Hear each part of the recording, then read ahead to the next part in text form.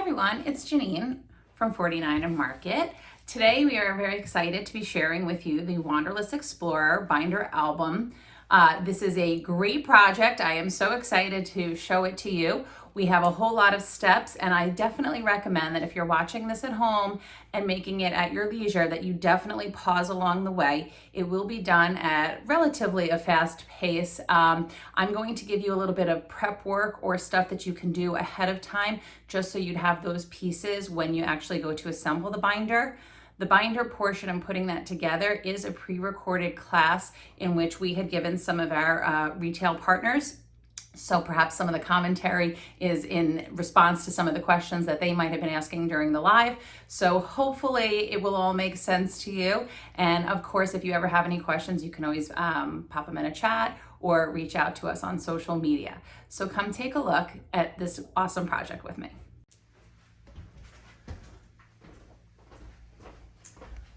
All right, so I have a few things going on my table over here. Definitely a lot of space is always a bonus. This is a quick look at the album binder. As you can see, it is completely chock full when you're all said and done with it. My example, I like to show with the white cardstock just to give you an idea of what that finished project will be. As you can see by the buildup of all this, adding white cardstock and then putting in your photos later is going to add a lot of extra bulk. So it's kind of a up to you situation in terms of whether you want to prepare some white cardstock as your bases, or if you have the time, I definitely recommend taking a look at the directions and planning out the photos that you want to use in your album. Having these set up with your photos would be helpful, or obviously taking your time as you're putting it together instead of using the white cardstock. So basically in the prep work of the directions, we have given the different dimensions.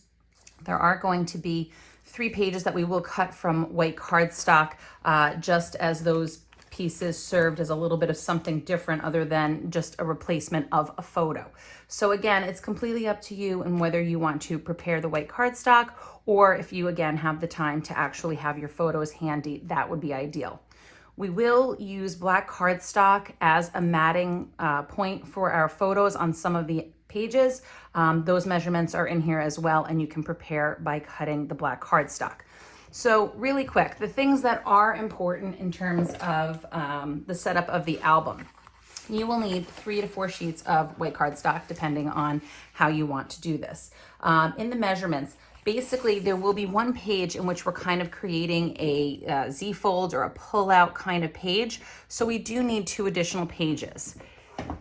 In your binder, it comes with pages already pre-holed, have holes already in them. You have the plastic sleeves, as well as some stickers. You have some fold outs, and you have the pockets. So my recommendation would be to grab out one of these pages, because the idea is that we're mimicking the size of this page. So for me, the easiest way to do this to ensure that my sizes are even, you would need a trimmer that has a great blade on it. So again, this is at your caution on whether you want to do the 2 sheets of cardstock at once, or if you would like to do them one at a time.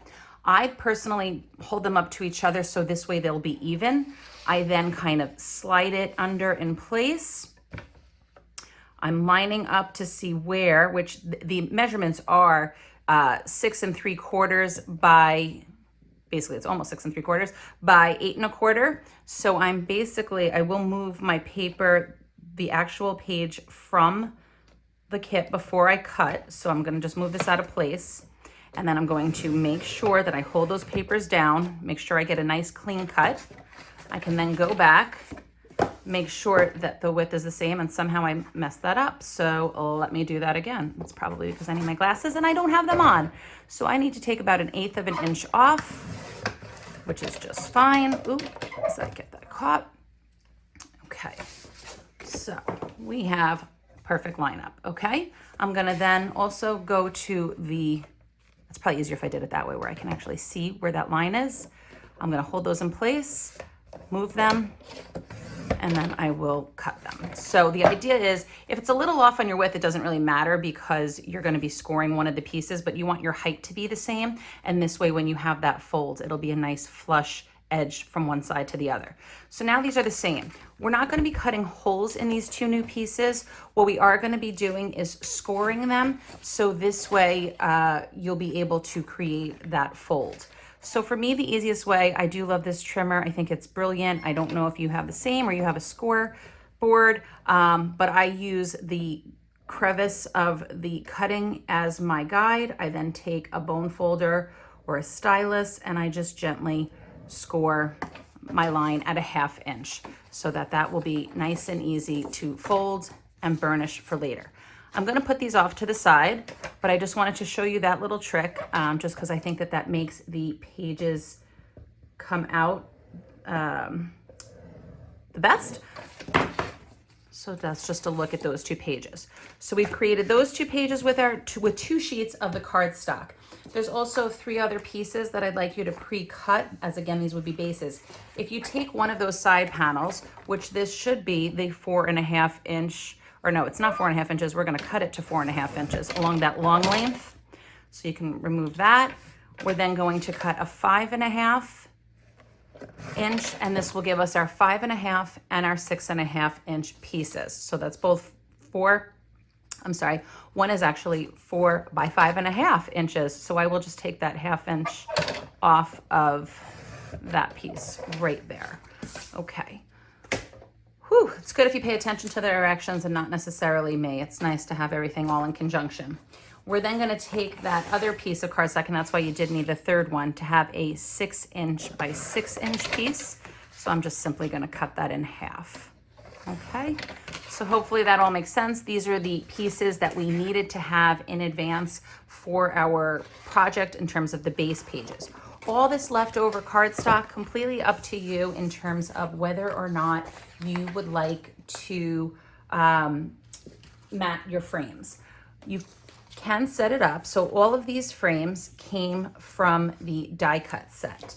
As well, there was a whole lot of extra pieces, and I'm going to show you how easy this is to match these up.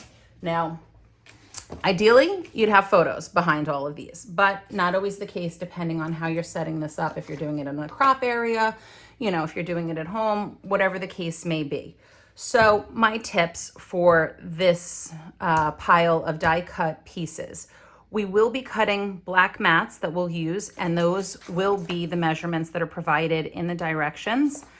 As well, there's these frames from the die cut set. So for one of the pages, if you wanted the large frame, these are going to actually be put back to back and create a page in the album. So you really only need one piece of white cardstock if you are using the white cardstock as a placeholder. When I do this, as just a tip, I only adhere kind of one edge. You can always add more adhesive later. You can't take it back if you've added too much. So I preface it that way. So my idea with this is that if I want to slide a photo in later, it's going to be a whole lot easier to do so and then seal the frame. So this only has one piece of cardstock. So that's pretty easy. You can mat more cardstock behind these frames if you like, or again, photos would be the ideal. For these different shapes, this is my tips, tricks, whatever you want to call it. Hopefully it comes in handy for you. These larger frames, what I do here, and again, if this was a photo, you would place them on top. I've just put a little bit of glue on the top and the bottom. So again, I could slide something in. I could also always take this. If I had the white cardstock, I can always just frame out a photo, you know, in rectangle and leave the white border around. So it doesn't matter whether you're doing it exact or not. But just as a tip or trick, I have cut this to 2.5 inches wide by just whatever strip was lying around here. I then didn't seal the edges because for me, it's just a lot easier to go like so to make sure that I'm getting those angles, and I just kind of easily trim away. And that way I have that shape nice and perfect. So I'll do those with the larger pieces. I then, for these smaller frames, I basically did the same thing, but I had cut the cardstock to 1 3/4 inches wide, which I will do again here just to show you. I then do the same thing that I did before. I just kind of put a little drop of glue on that top and bottom line so that I know I've lined it up. butt it up to one of the edges, and then I'll leave that there. I'm just going to give that a second to kind of seal itself. For some reason, I think this one, I just had a good length that I was able to get both pieces, but just to show you, because this was already done. So I'm basically just snipping those corners off. Super easy to do. So now I go back here, and again, I just make sure my scissors is behind so I'm not cutting the frame. I just trim those pieces, okay? So hopefully that little tip or trick will help you out in getting these pieces set up if you choose to do so. So I'll do that off camera, but just to give you a little insight on that. So I am going to, for my sample, just be showing the white cardstock because I think it's easier with the contrast. But again, if you have photos, go for it. You will also need 3 sheets of black cardstock, as I mentioned. The cardstock, the measurements are listed down here. So you can see there's basically a lot of photos in terms of the 3x4 size. So you can prep that up. And the reason that we're using the black cardstock to do that is that that will really give you that nice contrast in your album with your photos. So not every page will be set up that way, but you can just see how this is used. I'll be using the white cardstock again as my placeholder to show you. If you'd like, the sizes of those photos are also listed. So if you want to prepare that. So that's it for the prep work. Then come join me or pause here and go set all that up. And then we will be getting to the nooks and crannies of this album. And I can't wait to show it all to you. Thank you. We are going to jump into things. This is assuming that the prep work has already been done as part of the directions. This was the first steps in just getting our pieces together so that way we can put our album together. So join me. I think we're going to have a great time. I absolutely love this project, love all the elements. This collection, Wanderlust Exlporer from Dennis Bruton, is absolutely amazing.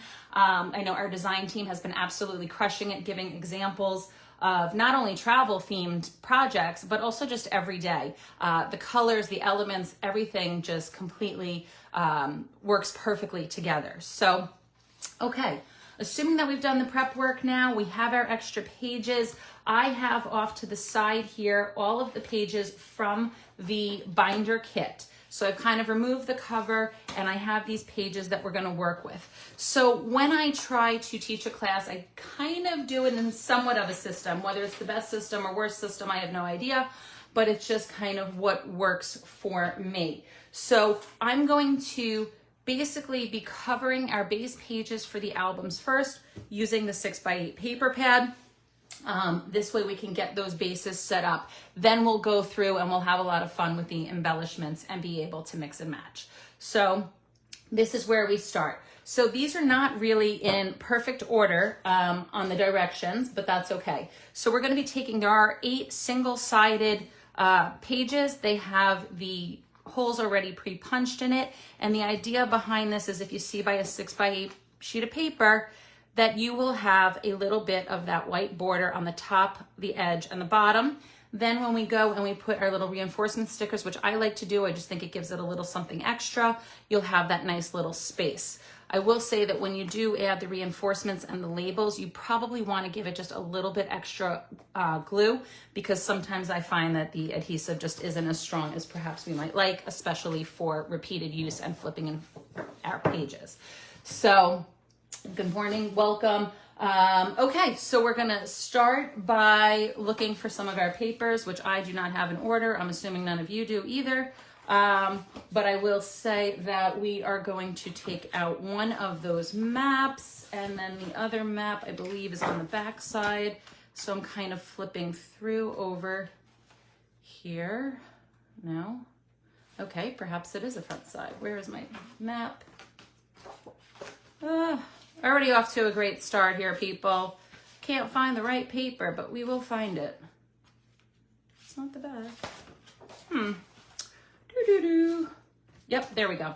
Okay, so this is 2 map pages. One is in that portrait view, the other one is in a landscape. But this is going to be perfect for us because this way we can trim down this paper. And the reason being, I just like when I'm doing these albums to kind of give a little bit variation in the size and scale of the pages. So that is just simply why I did this, and I wanted to make this beautiful map work for me. So I'm going to take one of those pages and I'm going to trim 1 inch from the top and the bottom. This way it'll be even with the holes. So I can actually probably put my trimmer in here so you guys can kind of see. Not that I think it's anything that you can't figure out when I say trim 1 inch off the top and 1 inch off the bottom.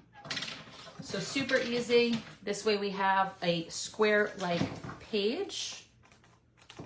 I'm gonna try. I took away my glass mat, which I love working on, but I know sometimes with the halo effect as well, I wanted to make sure that with the white edge, you could kind of see the difference. Okay, so for this, the thing to note is for this page, I took 2 inches off of the bottom, leaving me the 6 by 6. So that was super easy, as I just really enjoyed all the elements at the top half. So I'll put this off to the side for later. The trick with this map, this depends on where you want to go with this. Do you want to be in the United States, or do you want to be in South Africa, Australia? We even have Tasmania, which somebody pointed out to me, which is apparently not on a lot of maps, but it is here. So thank you, Dennis. So you're either going to cut your right or left side 2 inches so that you have a 6 by 6 piece. Just depends on what part of the map you would like to show. I'm in the US, so I'm just going to sadly chop off Australia. So I will take those pieces. Totally optional to you is whether or not you want to distress your edges. You can do that with a sanding tool, or you can do that with ink. I'm pretty sure that iced spruce, and I'll tell you the 2 colors that I said go great, Spice Marmalade and Iced Spruce, both distressings. You can certainly do that if you want to give it a little bit on the edges of your paper. For the sake of this live class, I am not going to at this time. So for now, we're just going to start adhering our papers. Everybody do well. Oh, it helps if you take the cap off. Okay, so for the people watching this live class, they're wondering how long until we have the video link available. Hopefully it will be within the next 24 hours. We will do our best to get it posted as quick as possible so that our retail partners can share it with their customers, which is the goal behind this. So I am, again, leaving just that white edge border on the front and on the back. Just simply, quickly moving along. Hopefully people are playing with us today and enjoying. This collection is so much fun. The colors are probably some of my absolute favorites. I love the color palette on this project. For the reinforcements, I'll show you on this one. I probably won't go back. I'll probably go back after the fact, just in an effort to save a little bit of time. But just to show you how easy, I just add a little glue here at the top and the bottom so that these will stay in place.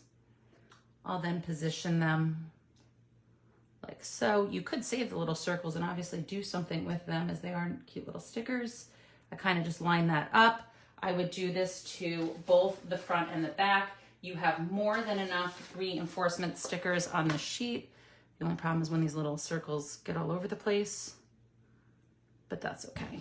So I'll just flip that over and once again put them here and there. So this is something that you can go back after as kind of a finishing touch if you like, or if you are following along and have extra time, feel free to add them in as you go. Okay, so.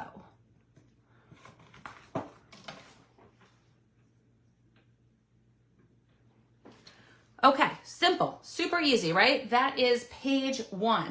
Very easy. For page 2, and I'm just going to kind of stack these off on the side so that I keep track of them. Again, they're not in any particular order, so we will mix and match them later.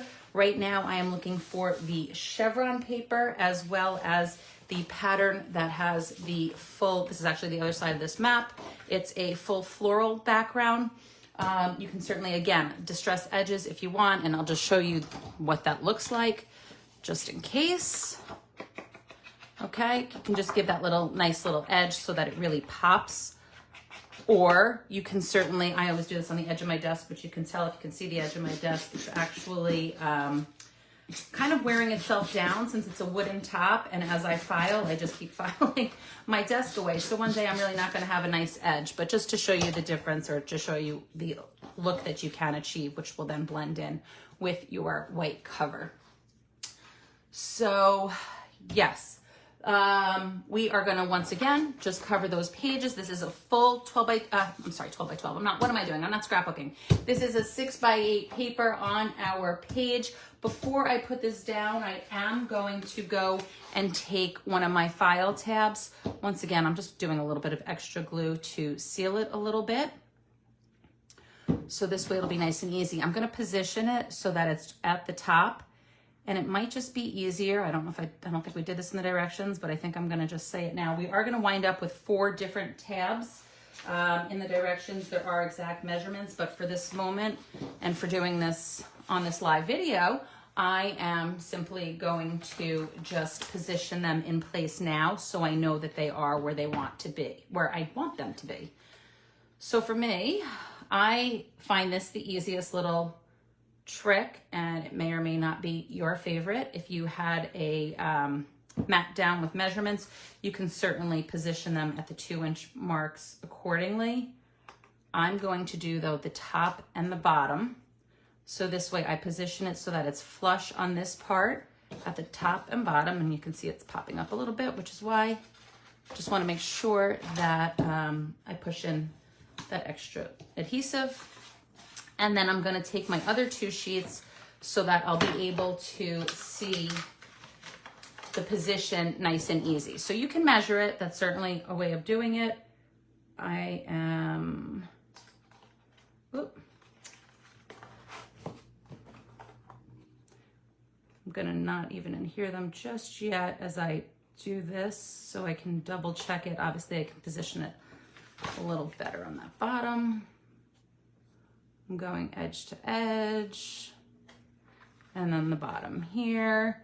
So I will shimmy mine just ever so slightly on those 2, but completely up to you. So as I said, if you measure it out, it is like in 2-inch intervals. Because the page is 8 1/4, it is slightly a little bit different than exactly 2 inches, but okay. As you can see, I'm not exactly the direct person. So we have printed directions that do support this video, in which you can get from your retailers. If you're rewatching this, retailers, you should have the download. I will point out that my initial download did have 1 incorrect measurement, which someone had pointed out, and I appreciate that. So when we post the unlisted link for retailer customers, if I'm saying that properly, I will provide a link for the updated directions, and I will point that out as we go. So again, we now have 4 pages with our tabs evenly spaced. This one's popping out a little bit. I'm gonna see if I can shimmy that. Oop, there we go. Okay. So these 4 pages will already be done now, but for now, we're gonna take that top piece and we will position our papers on like so, okay? So I hope everybody's following along and doing well. I know this is live right now for our retail partners, so some of the questions popping up, I'm trying to answer. So if you're a customer watching this later, it may or may not make sense, but hopefully it will be okay. So on the back side, I am putting the chevron. And as I said, this album is just a lot of fun. No right or wrong. If for some reason you put the wrong papers, it's really all fine. They all blend seamlessly. This is just how I had worked up the sample. So second page, the first page we had, very simple, was our 6x6 page with the 2 maps on it on the front and back. Here we have a floral on the first, and then the chevron on the back side. Next, we will take just another sheet This is not one of the tab pieces. This is just an extra single sheet. And I'm once again looking for that orangey map kind of piece along with the ticket piece. So here's a ticket page, and where is my map? Oh, there it is. Okay. So we have these two sheets. And so super easy on these. This is just simply going to be on the front side. The tickets will be on the back side.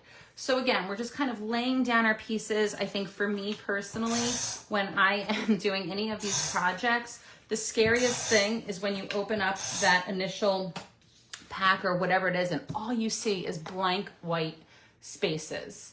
There is not, once you start putting the papers down, it obviously makes it a little bit easier to follow along. Or not follow along, but it just makes it easier to know where you're going and what direction, as opposed to just blank. Blank is scary. At least that is for me. Okay. So how is everybody doing? Are we playing along? Or is this an okay pace that I'm going for everybody? Okay. So that is our third page.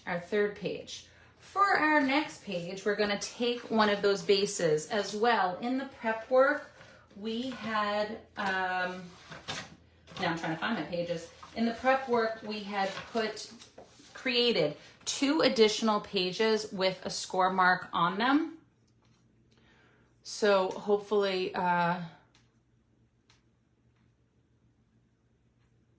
okay.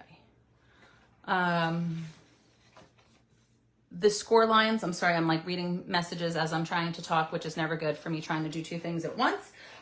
This page, so what we're doing here is we're basically creating I'll call it a Z-fold. I don't know if that's the technical term or not, but that's what we're going with. The idea is that this will be a pull-out page that winds up with one here, one there, and then it'll go this way. So it'll kind of become a trifold.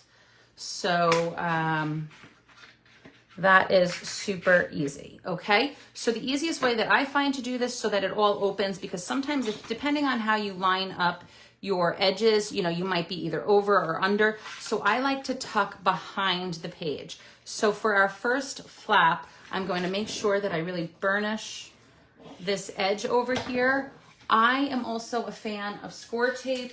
Totally up to you. You can obviously use score tape, another adhesive, or you can also use wet glue. And I will tell you, I actually do wind up using wet glue as well, and I'll show you why. I've done this several times in classes, so this might be old trick for some of you, and for some of you it might be new. So that's why I'm gonna repeat myself, because I think it is certainly worth repeating. So I now have this really sticky adhesive down. What I'm gonna do is just do a little bit of a zigzag on my wet glue. And the reason I do that is it almost gives it like a buffer. If I don't get this in place just perfect on the initial, it will kind of give me a little bit of wiggle room. Not too much, because it's also sealing it, but at least this way it's a little bit of wiggle room. So I'm basically using my desk, and hopefully you see this because I know there's a little lag on what I see, but I'm kind of tapping this along the bottom. I'm also pushing this up against that side so that it's going to wrap around, because the idea is that I would like my page obviously to be flush on the top and bottom, okay? So that is why I'm kind of pushing that in over there. So you can see I have a little bit of a space, but that's totally fine. This is so that that page can easily turn this way. I'm then going to take that third piece and I'm going to connect that to the open edge on the middle here. So once again, I'm gonna actually just burnish that one more time, and then I will take another piece of that tape. Oop, I missed a little bit at the top. I'll just make sure that I put some wet glue up there. Really easy, okay? And this way, I don't mess it up. And then I'm gonna kind of get that in that corner, make sure that that's flush there, and then I will wrap that around, securing it nice and tight. Okay, so that now creates our pull-out page. Fun, right? Just a nice little trick or whatever, just to show you that even though you might have this single-sided page, you can do different things with it. And so that's what I wanted to make sure in this album that I did, was just to give you a little look. And I've already messed up, just to let you know. My second tab was actually this page. So what I'm going to do is not concern myself with this page for the moment, because we do have extra tabs, although I'm wondering how I'm going to actually redo this. So let's see if I can see if I didn't use too much glue. Not a big deal. If for some reason yours doesn't come up, or if it does this, we're going to fix that later. We're going to find a way to fix this. I am just pulling up that second tab now. I will fix this later, and I'll use that second tab here. And again, if you for some reason don't want to leave it this way, this page doesn't have to be a tab page. So if I've completely messed you up, my apologies. I'm usually better at paying attention to that than I just did, but hopefully it's okay. I'll maybe add that in the direction saying, please don't do the second tab. And just as a reference here to make sure I'm lining up my second page properly. Yeah, okay. So I'm just kind of putting that in like so. Okay. Whew, did I just mess everybody up? Okay. Yes. You know, no harm, no foul. Sometimes we make mistakes, but we make it work for us one way or another. If your second tab is down, make that your second tab page. This can be a page that just follows it. So not the end all. Obviously, mistakes happen and we work around them because this is paper crafting. So for this page, I will lay it out. Hopefully I'm still within my camera. Yes. I am going to grab, is this paper not gorgeous? I love this. There's going to be 2 sheets of this. I actually use one with the orange on the top right, and then I use one with the orange on the bottom left. And that's just to kind of break it up a little bit so that it doesn't look mixy-matchy, same sheet. And then I'm going back for that, my favorite page, but this is the last of it. Sadly, we don't get to use that pattern because I keep showing this one. So we will position these 3 pages like so. As you'll see on the middle piece, you're kind of more or less just covering up the seam that we had from our added page. So I'm going to position that like so. I'll then see, here's my seam right in that middle. We'll cover that up with this paper.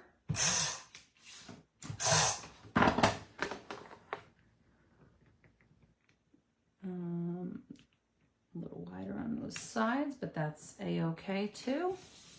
And then last but not least, I'll add this one, and you know my adhesive is gonna go, but I did know it was gonna go. So let's see if I can do this easy. It should be easy, right? It's supposed to be a drop-in kind of a thing. I don't know if I've ever done this, so. Was I supposed to do something here? I hope not.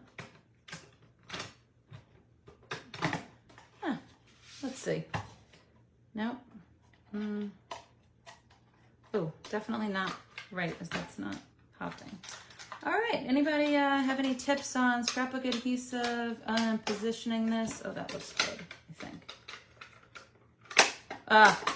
All right, should be in business. There we go. Look at how easy.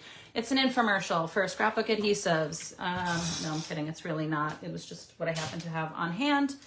And I'm glad that I did not have to spend too much time futzing with that. So again, now I'm going back to my paper and I'm just positioning it on so that I have that border. So that is the front side. We'll then flip it over, really easy. And we will be grabbing out some of our other papers. I will point, there's 2 papers that are a little similar. I'm going with, this has the chevron on the side, this has the floral. Not that it matters if you mix and match any of these pieces, but I simply am pointing that out to you in case it matters to you.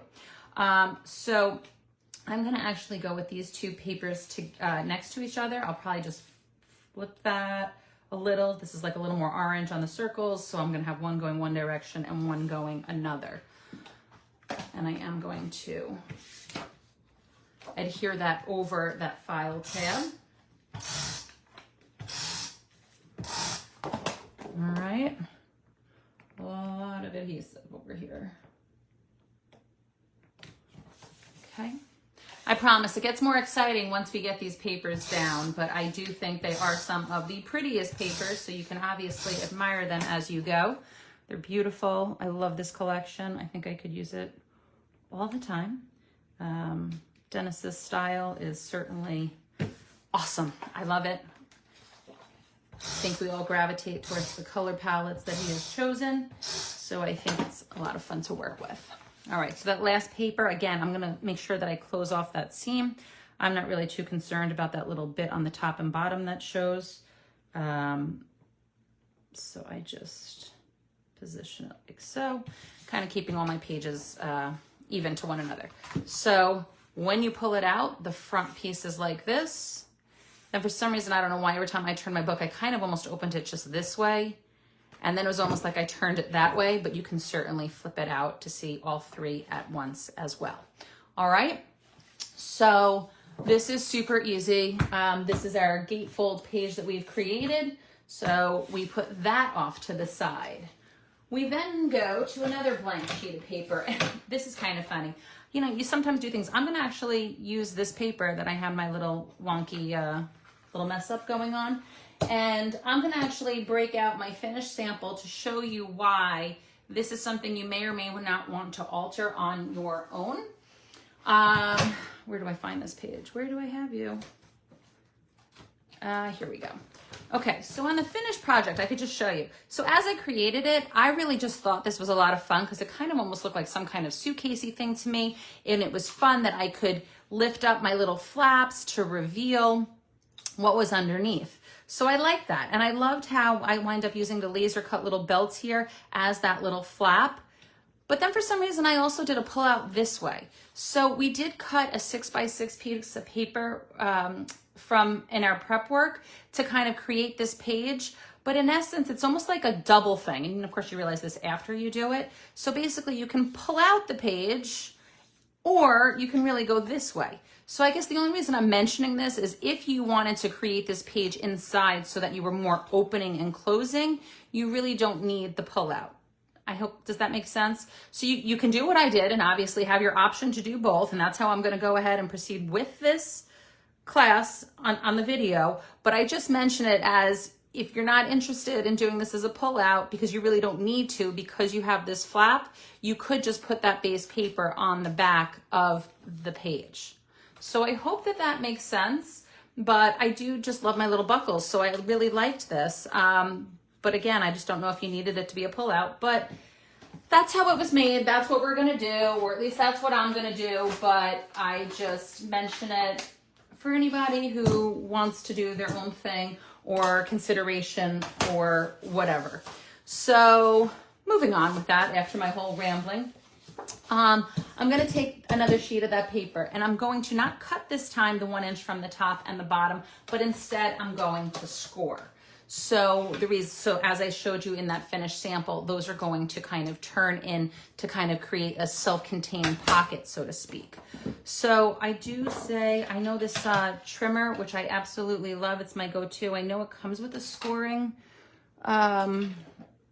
blade, but I don't know where mine is. So simply I'm going to do this. I do find that this is easy enough. I just take a ball tool or a score tool and I'm just going to use the guide from the crevice of the blade. Very easy. So I'm just going to take it, measure my 1 inch. Again, carefully kind of bend that in place at that 1 inch mark. And again, this is because it's creating, it's actually a 6 1/4. And I'm gonna bend it backwards, which is fine because it obviously either way it goes is just fine. So I'm gonna score those. So that has the 1 inch flap. So basically we are gonna create this as that little pocket. We did, as I mentioned, if I can find my pieces, we did in our prep work cut a 6 by 6 inch piece, or was this 6-inch piece over here, so that we can slide that in back and forth. So with that, we're gonna then take this sheet of paper, and if you're using the 6x6, then you can cut it down to 5 3/4 by 5 3/4. If you didn't want to do the slide piece, you could just simply trim this to 6 inches, tuck it in there, mat it in, and then you'll do your little flip that way. So options are always good in my opinion. Completely up to you in terms of what you do or do not want to do. So again, I'm just trimming this down to 5 3/4, putting my extra pieces off to the side. And then I have, I can mat that onto that 6x6 piece. So a little fun. I mean, I think always good when you take a class, buy a kit, just thinking outside the box a little bit, or something you might not have tried on your own or thought of. So we try to do something a little different, and hopefully you like that. So really easy. This will be our slide piece back and forth. So as I'm looking at the directions, I think the image was a little hard to see, perhaps. So I am going to make sure I tell you the right thing. We're going to pull out our washi tape sheets. These are a lot of fun, and I'll just show you a little trick as you're grabbing those. If you kind of use like a little pick tool or whatever here. This strip, as well as the strip of icons over here, look how fun that is. It just peels right off, and you have cute little stickers, which I absolutely love. I'm really only going to do this with the stickers just because I think it's easier to see. And the reason I say that is in between each of our designs, these are actually stickers as well, as are the words. But in between each piece is also like these little tiny stickers. We're actually going to use 1 or 2 of them later. So I don't want you getting rid of them and then being annoyed that you don't have them. So with this, the perfect widths, I am going to take the striped piece over here, and I find it's easy enough to do it this way. I'm gonna kind of flip this over, right? And it is longer than 6 inches, so you're gonna need the strip of stripes from both pieces, and I am going to position it on that bottom edge. The good thing about washi is it is so easy to pick it up and to reposition if you don't like how you have it lined up. So I'm just going to do that. I can either curl it behind, as I get it all over my other washi tape. I'm just gonna curl this edge as I was a little bit over, since we won't see that on the underneath flap anyway. And I'll trim that up. I am going to save this because waste not, want not. So I'm going to kind of put it back into its place. I'm going to take the other strip from the other sheet, and that's the great thing about having some duplicates over here. So this way we can make the most of it, okay? So I'm going to do the same thing on the bottom edge over here. Still in the camera, right? Okay. And trim. I then will take the awesome rivet washi tape, as it's going to mimic from the paper that we have. So again, this is going to look something like this, but I probably am going to do it upside down and backwards just because that's me, just so that I can make sure I get those edges. But the idea is that you want it inside your crease. So let's see. I'm going to, and I don't mind that it overlaps on top of the stripe. That's totally fine. This way we only have one seam. I need to go a little further. Okay. And I position it like that.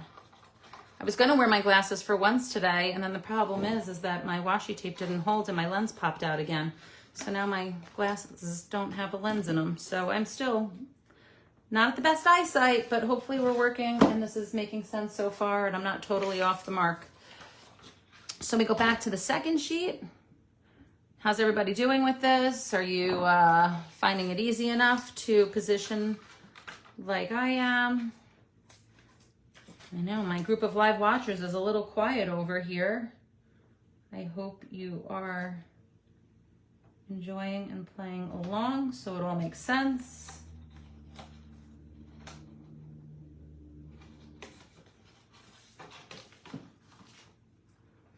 Okay.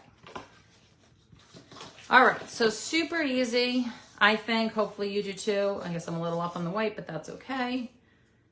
Gonna untangle that and put it back on my release paper over there.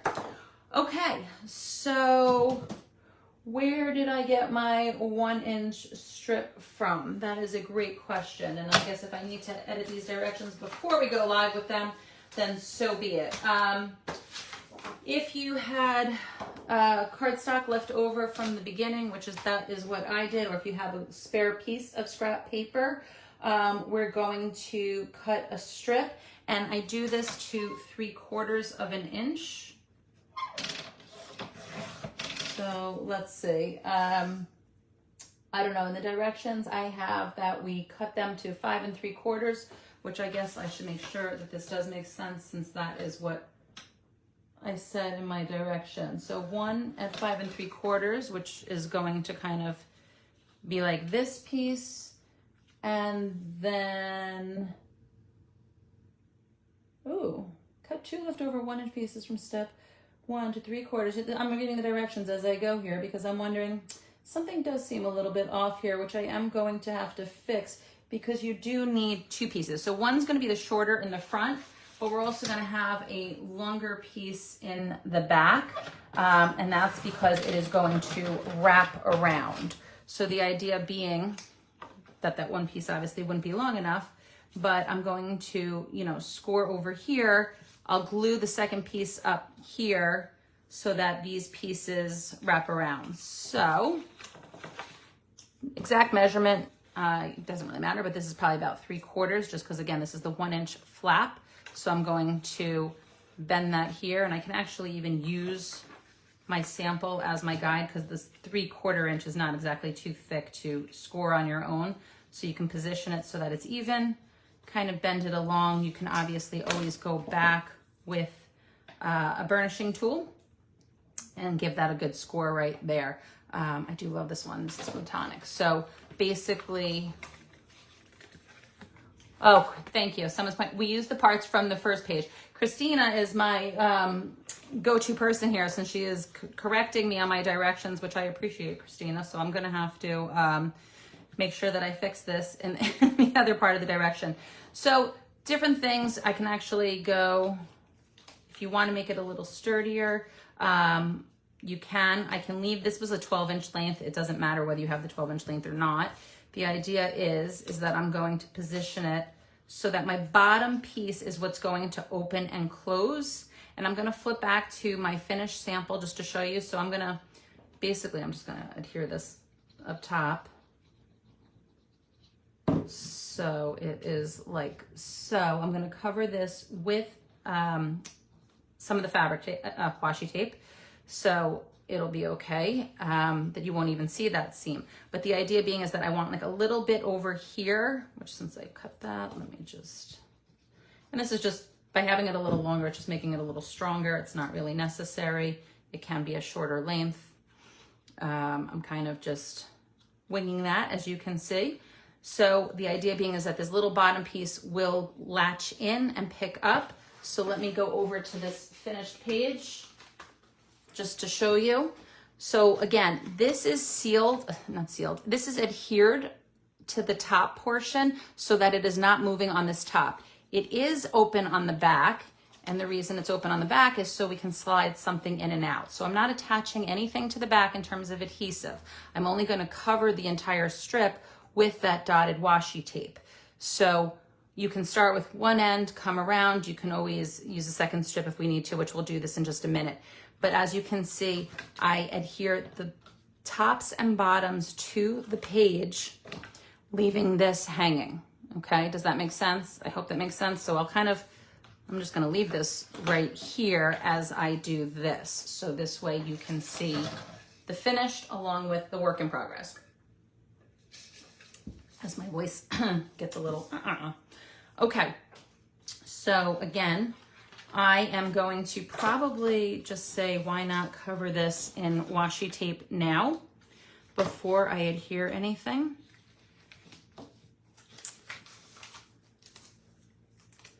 So I'm going to start at one end or the other.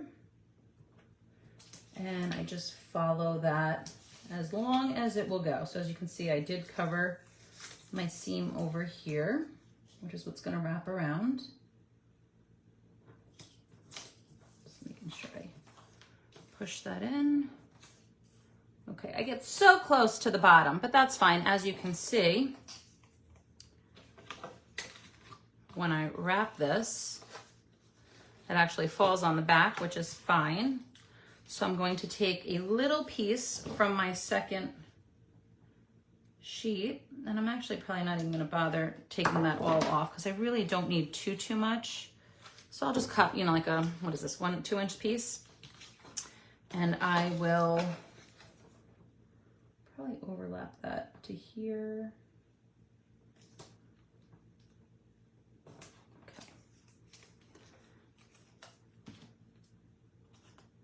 You know what? I'm just going to tuck it under.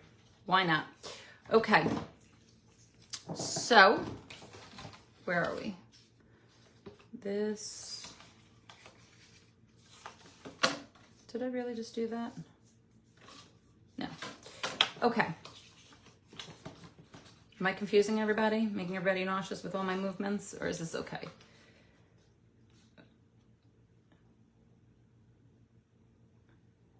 And did anybody else notice what I did? I'm batting 1,000 here, guys. I did them upside down, and so now they're upside down in terms of my edges to the open. I'm usually not as off as I am on my directions here. So I did these actually backwards. We can do 2 different things. I'm gonna leave it for now, but I will point out the beauty of washi tape is that you can easily move it. Oh man, I'm really gonna have to point out a few things in my little description of my video in terms of my errors and my ways. So I could peel these off if I wanted to. I'm not going to bother. I think that it's totally fine. But I do preface it by saying that this is how you do it. So basically I'm trying to say there's no errors in scrapbooking. This is all good, people. We can make errors and just go with the flow. It is not the end of the world. And I will tell you this, I bet you if I didn't say anything, many of you never would have even noticed. That's my honest to goodness opinion.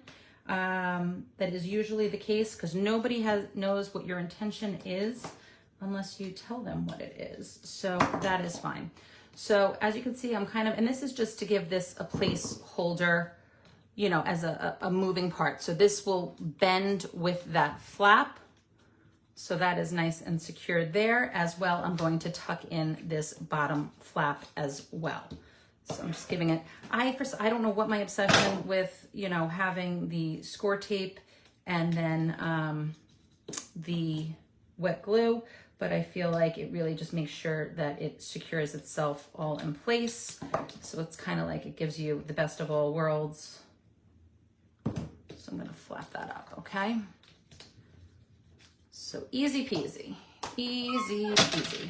Happy accidents, yes, happy accidents indeed. So, you know, do as I say, not as I do, or do as the directions say and not as I'm doing. So whether you do it this way or this way, it's all good, people. It is all good. So for now, I think we're going to just kind of put this off to the side. We'll come back and do the little embellishments once we get into our laser cuts. But for the classes, I try to keep it somewhat systematic. So this way we're working with our papers. We have the washi tape out, but we'll get those bases down and then we'll go back to embellishing. So for now, you can kind of tuck this piece off to the side and we will finish later. Okay. So for those of us just joining, we are getting all of our base pieces down. I'm trying not to mess up, which I've already done twice, but like I said, all good, totally good. Okay, so this is now going to be our third tab page. So for the third tab, I am looking for, which paper? When you work with the 6x8s, it's a little harder as there is no names on them. This is the one with the rivets on the top and the bottom over here. And then I'm actually going to be pulling the front cover. So for the front cover, I do love my little trick, which not everybody appreciates. I have a friend or two that does not like when I do this, and I don't really care because I do. I thought that the elements on this cover sheet are just so pretty. Obviously, I want to cover up the written information. So this is where we had pre-cut one of our photo mats, or you have a real photo. I did suggest not using white cardstock as the album does get too bulky.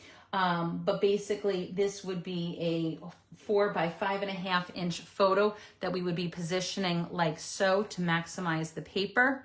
I really love the elements along the bottom here. So what my suggestion is, and I probably should have grabbed out my travel one, but here we go.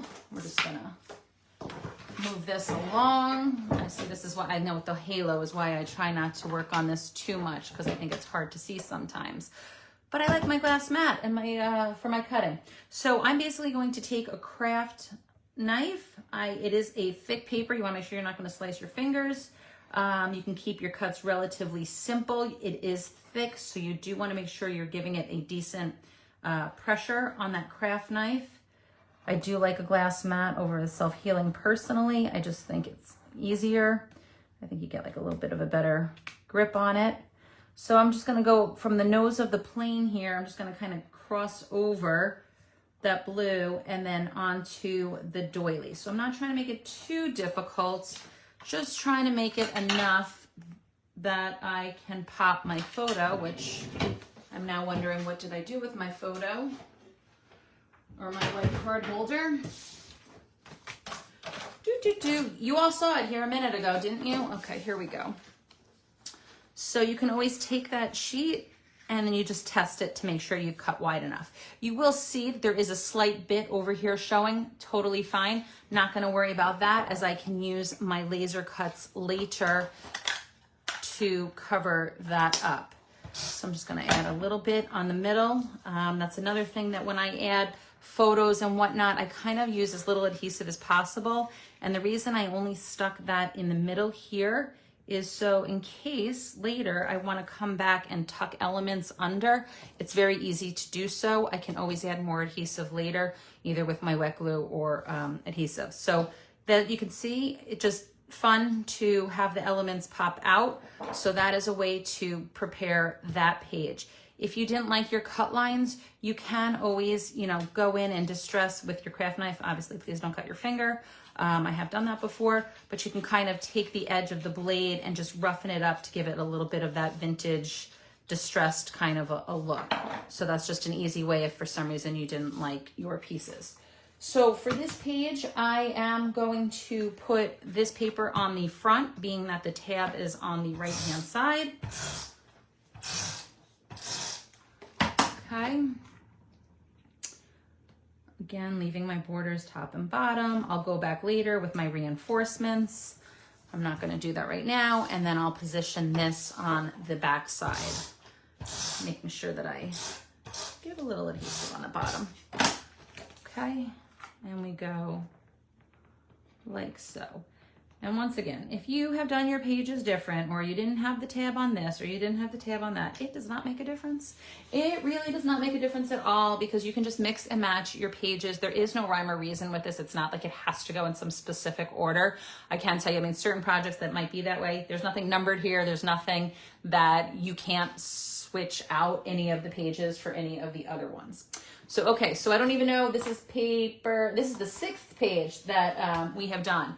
We now are going to take another, and again, this could have been the one that I messed up, not you, and that's a good thing I can point out later.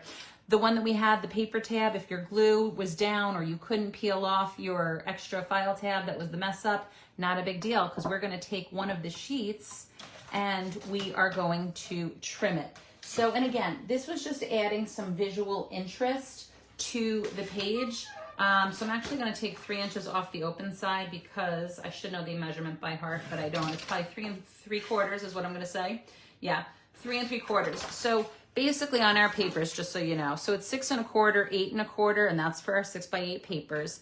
We do allow for that 1/2 inch for the holes. So if you cut from the hole side, it's 3 3/4, or you could just flip it and cut off 3 inches. So this we can put off to the side.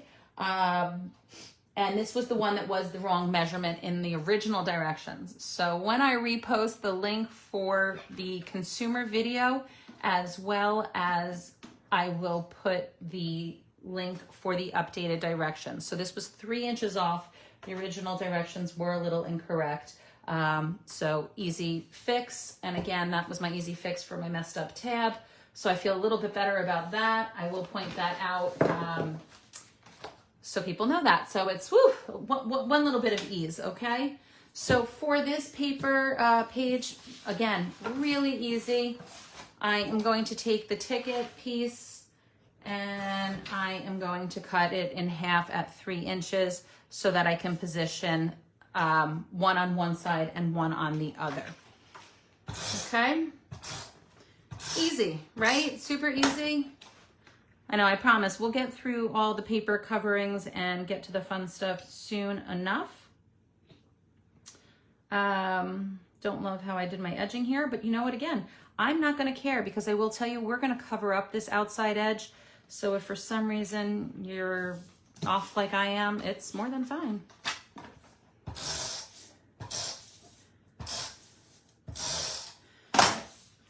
Anyone who tells you you can't make a mistake would be not telling you the truth. We can make plenty of mistakes. I'm telling you, nobody else would know it if we didn't tell them. I'm going to go with facing this up because I've done that too, upside down, backwards, and whatnot. And again, wouldn't matter if it was upside down, but I try. I do try. It's just, okay. Easy. And that is the 7th page. And from here, we're going to grab our last tab page. We are making progress and getting through this. Last page. We are going to take what? The floral, a floral. I'm just dropping stuff everywhere. The floral pattern again. That's the floral, as well as, which one is this? I don't know that it matters. I think it's whatever's left. The full, we have a lot of these 6 by 8s, which we will use in our pockets. Am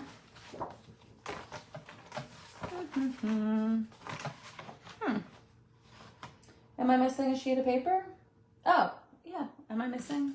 Are you guys missing? Is it just me?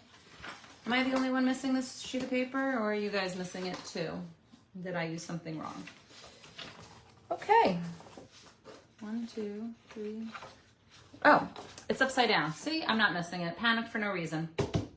This is the back side. There's the backpacks and the maps on the one side. I just was looking at the wrong direction. So really easy. This is our 4th tab. This is the one we had cut a mat for. And so the reason was I just thought this had a lot of pattern going on for me. I wanted to kind of break it up. So we did cut in our prep work a piece of white cardstock that was 4 1/2 by 6 1/2. And that was so we could add a 4 by 6 from here. So this sheet of paper, which has the brownish, orangish color on the back side, I wanted, I guess, this little bit of orange up here. Not that it matters, but that is the one that I used. I'm going to cut it in half so that I have a 4 by 6. So basically I'm going to mat those pieces like so. So once again, it was just a matter of kind of breaking up that small floral pattern. You can ink those edges if you want. I think, oh, as my ink pad's even open over here. I think on that white, I'm going to do so just to blend it, give it a nice little edge with my iced spruce. Again, completely optional whether you would like to do this or not, but I'm going to do that. Okay, so I'm now positioning all of my pages. I'll put that on there, put a little more here. Okay. Okay. Oh, Panic at the Disco. Alana, I love Panic at the Disco. Probably one of my favorite bands, to be honest with you. And if everyone's going, who's Panic at the Disco? Brendan Urie, his most awesome voice. Anyway, see, I need people on the comments to give me things to talk about. And then people who are watching the replay are like, what is she talking about? Where did this come from? So hopefully you don't all think I'm crazy, which I might be, but we are doing this for a group of live retailers. So if you're watching the replay, there were comments that you will not be able to see, but I do. So hopefully I'll give you the adequate replay of it all. So as you can see, this is the front page of that 4th tab. Love it. We're going to decorate it. This one we're just simply going to put on the back side. So again, easy, just a matter of getting those white pages covered so that we have a base and a starting point for our album, and you will see how amazing it comes together. I have a lot of favorite projects, but obviously it probably is more like, well, what's current and what's going on.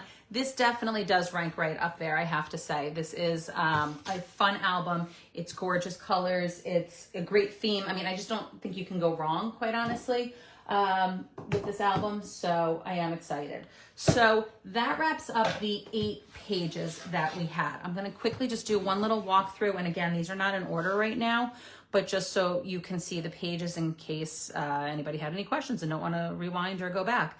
So we had our 6x6 page with the maps. We have a full floral on this one. This is a single page. We have our pull-out page. We have our flippity flip with the slide. We have a tab with the cover on the back side. We have our 3x3 inch page, or 3x8 page, as well as this last 4th tab. Okay, so we're getting through our pattern papers. We're getting through where this all lies, and I'm making a mess. And now we go into, so we have lots of pages in these albums, so we're gonna make sure that we maximize and use them all. You should have 2 single pocket pages, as well you have the 2 flip pages.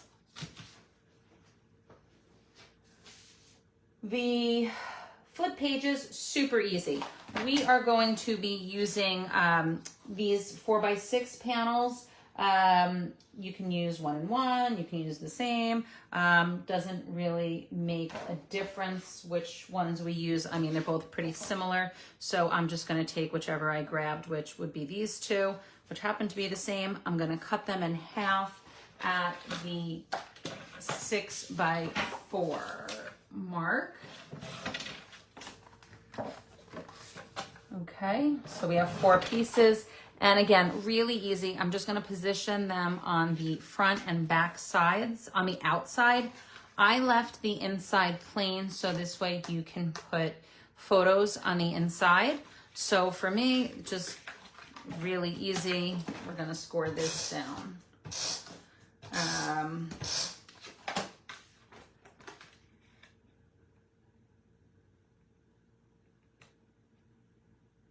Okay. If you wanted, you could trim them a little if you wanted to keep the sides a little bit more on the white, even to the top and the bottom. Obviously the back side, you can kind of play a little closer to where your reinforcements will go. So that is up to you. You can certainly take off an 1/8 of an inch if you want it a little bit white. I'm totally fine with the fact that it looks this way. But that's certainly easy enough. And actually, I'll just show you, just in case you want to see what that looks like. So for me, I took an 1/8 of an inch off one side, and I'll show you the difference. We position it like so. This just gives a little bit more room on the sides for that white to pop, but completely up to you. Really not a big deal either way. I just mention it. Because options are options. I like options. Options are always good. Okay. How is everybody doing over here? Easy peasy on those, just front and back, the 4x6s, and then we'll put those off to the side again. We then go to the pocket pages. So for the pocket pages, I am looking for, it's easier to find your papers now that we're whittling them away. We have a chevron paper for the back side. We'll take one of those 4x6s that was left over from the other piece, and I'm going to take these tiny little cameras, which happen to be a bonus page on the back cover over here. For your pocket pages, completely up to you with whether or not you want to use the whole sheet of paper or if you want to trim it. I am going to use the whole piece of paper, and when I have extra paper to play with, I tend to do that just because I find that it helps close the seam. So for example, like on this pocket, it's already been pre-glued for you, but basically this way it just kind of, I don't know, covers it. So I might not even glue that down. I might just leave it like that for now. But that's the 6x4 inch piece will be put on the bottom pocket.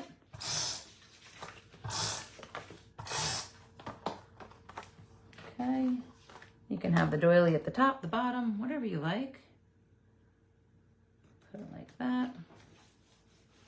And then I'll put my chevron on the back side. And again, if you like your chevron facing up, down, up to you.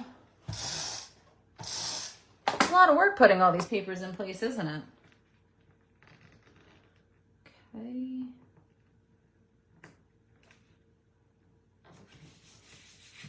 All right, so super easy. That was pocket number 1. Pocket number 2, I am going for the ticket page as well as another one of these 4x6s.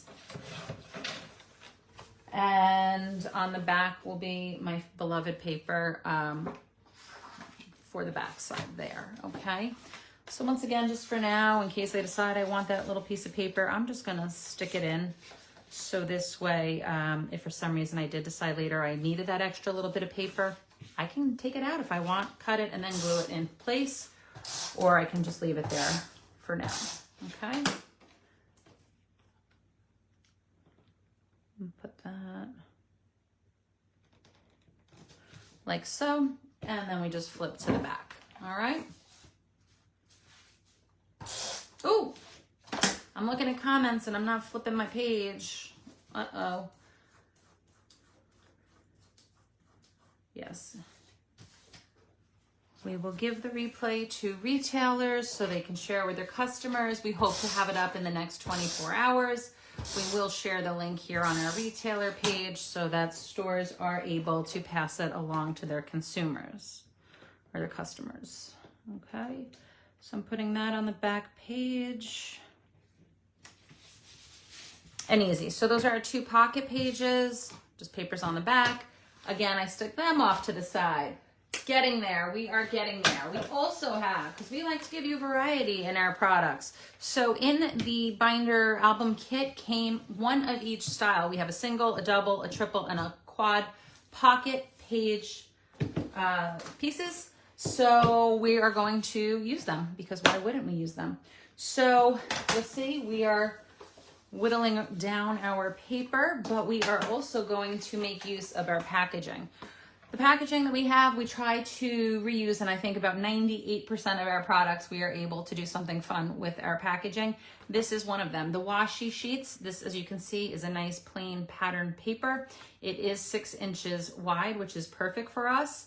And I've done this wrong, so I want to make sure that I don't do it wrong now.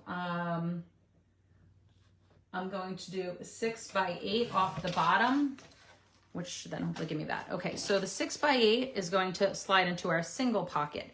What I suggested, and hopefully this makes sense within the directions, and it's completely up to you whether or not you want to do this. If you like that whole inky look, and I happen to use the Spice Marmalade just to kind of pull out some of these shades over here, this is like, it's not glossy, I guess it's kind of glossy.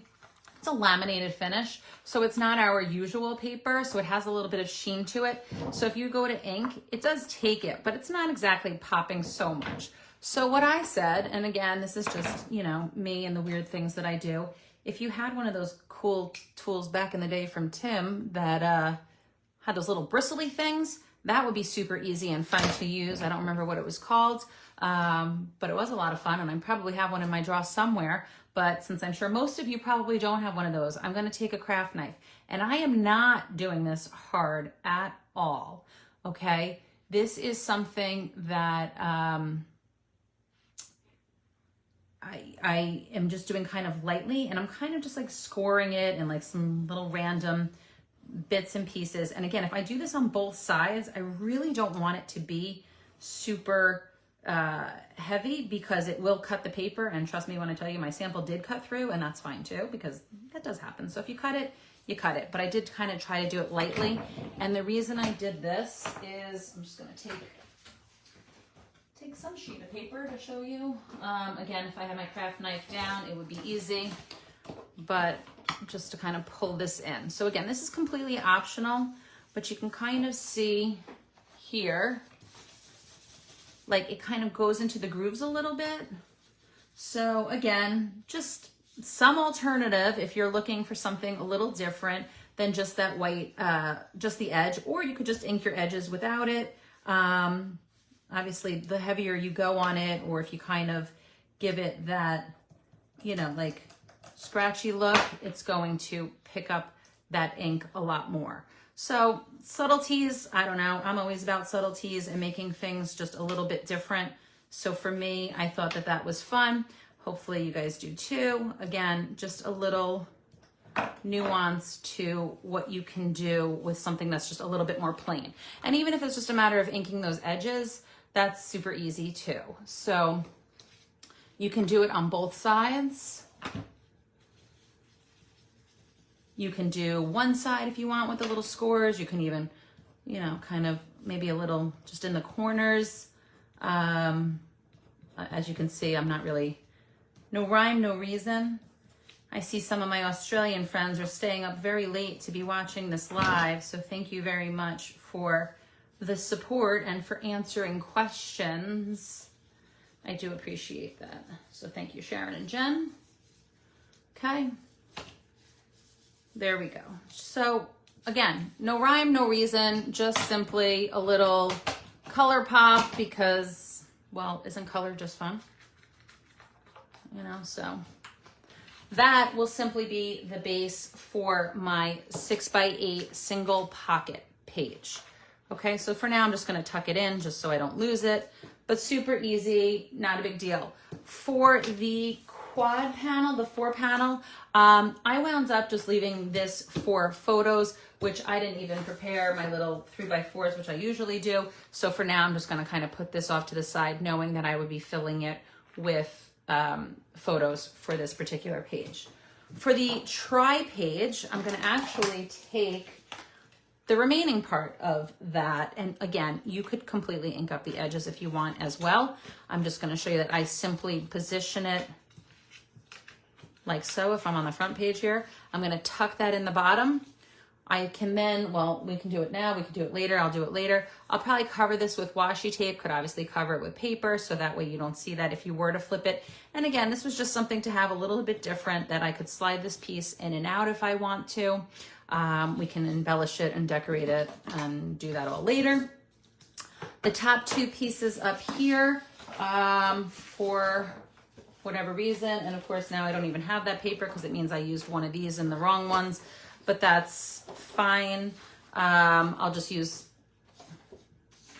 what did I, that piece was a ticket piece. So, oh, see, there you go. I could go back to my ticket if I want to keep it the same. And again, it doesn't really matter, but I did use the bottom half of this. So we didn't score this. I could use this. I could use another pattern. I mean, the chevron would certainly work for me. I don't think I use it somewhere else. So for now, I'll keep this piece here, but you could cut it if you want the same as the directions. It's the back side of the tickets. Or for me, I'm just going to cut this. And the reason I'm using a paper that's got a pattern on one side and kind of a solid on the other is because I'm going to use that as a mat for both sides. So I'll show you what I mean. Hopefully that makes sense. But we'll put, so this way if I had a photo, it would be a 2 3/4 by 3 3/4. And again, you can also just put 3x4 photos in here, but that way you see the pattern on both sides. Does that make sense? At some point, I wonder if I make any sense to anybody, because sometimes in my head I say, what did I say? And I don't really know if it does or doesn't make sense. But that's all good. So again, just kind of using up the leftover bits and pieces for these pages. You can substitute them with additional photos. Not a big deal. And for the other one that has the double quad panel, I basically took these two sheets, which only leaves me with these two halves of paper left and the other bits that we cut before. So we've kind of gotten through that paper. I'm just gonna cut these in half, and I'll position them so that they are facing out on both sides. Okay. Oh, I guess I could have done it at the same time. So kind of towards the end of the album, it winds up building up so much that we don't really do too much, but this is a great way to just use up those bits and pieces of the paper. So we have officially accomplished getting the base of all of our pages done. So we have gotten far, but not nearly far enough, right? So I'm gonna kind of put my trimmer off to the side, kind of create a little bit more space. If you really could see all the stuff going on around me, you would see there are just piles, there's bins, there's all our prep work. We've got mats, we've got this, we've got all kinds of stuff, okay? So now we kind of get into it. And for me, I'm gonna say that I'm gonna start putting my pages into the binder, and you don't have to, but this will just keep it somewhat organized perhaps. So I'm gonna kind of keep this down as my base so that as I build my pages, we can start to see where we're at. And this is one of those work in progresses, because I love foam tape and I love adding dimension to my embellishments. But as you see the buildup of this, you'll see where you can add that and where you can't add it, because you obviously want to keep your pages kind of flush to the top of this curve here so that everything lies nice. So the more you put in, the quicker it's going to fill up. So I say that so you can kind of gauge it as you go. Okay. From here, we are going to we have our pile of papers, we have frames, we've got the black mats. If you chose to do the black mats, I know that was an optional item. I just thought for this particular project, I really loved the way it popped. But again, those black mats add a lot of depth to our album. So where do we begin? We are going to go to our die cuts. So we have die cuts, laser cuts, the washi, and chipboard. It does get a little dicey, but hopefully you have somewhat of a little bit of an organized system.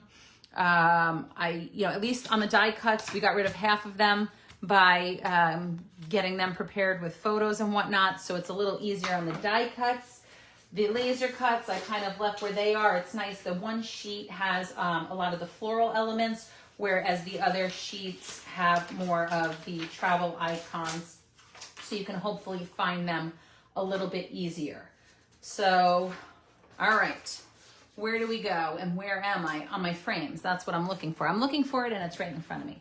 On the frames, and this was again, just something I thought that was a little bit of fun.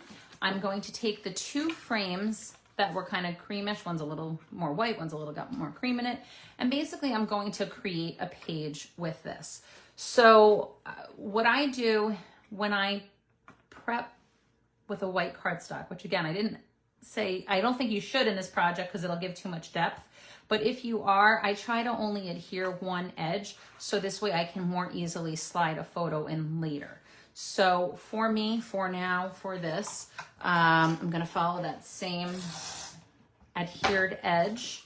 And I'm going to butt these two frames up to one another. Okay.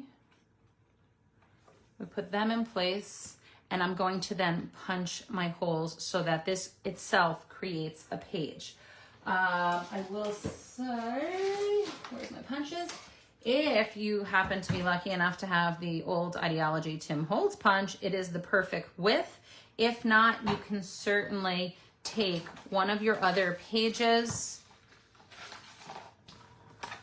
I'll actually just kind of do it that way, I think. I could mark out with a pen.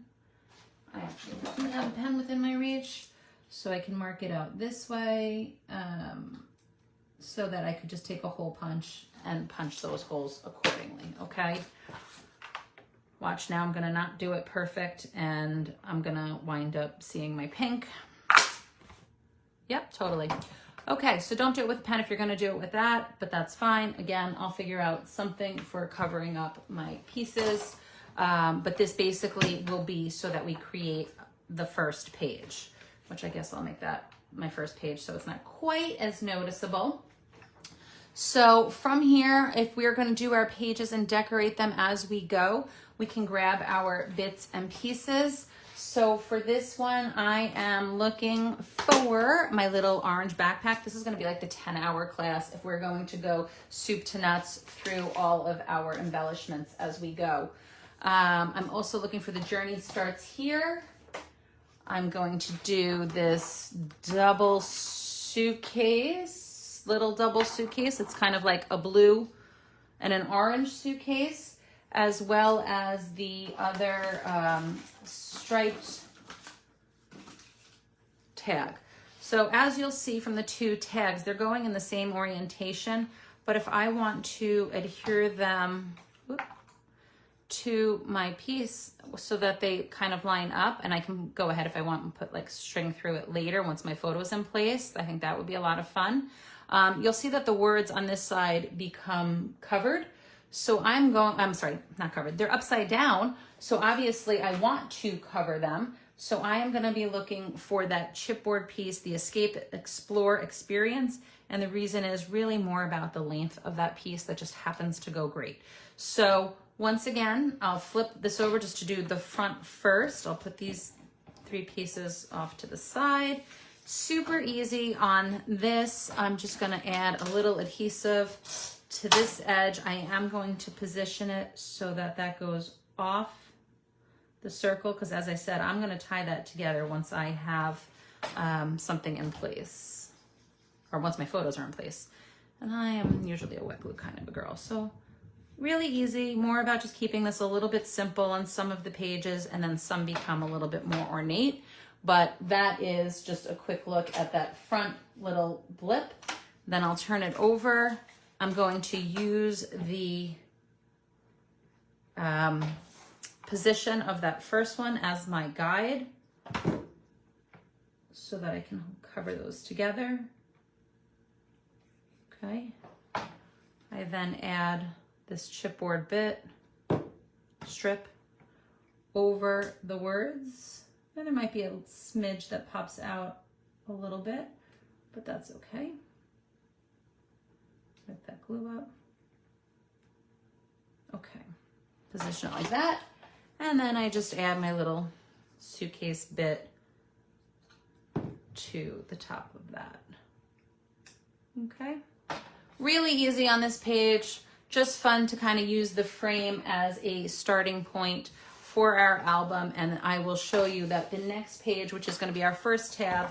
So the idea would be that you're basically going to see the different layers behind. So it's again, just adding interest along the way by changing up some of the sizes of those inner pages, because you'll be able to see elements from the pages behind it. So I'm going to kind of do that, which is it easier if I can work, I guess, like this, so this way you can see it. From here, I am going to take one of my 4x6 black mats, which,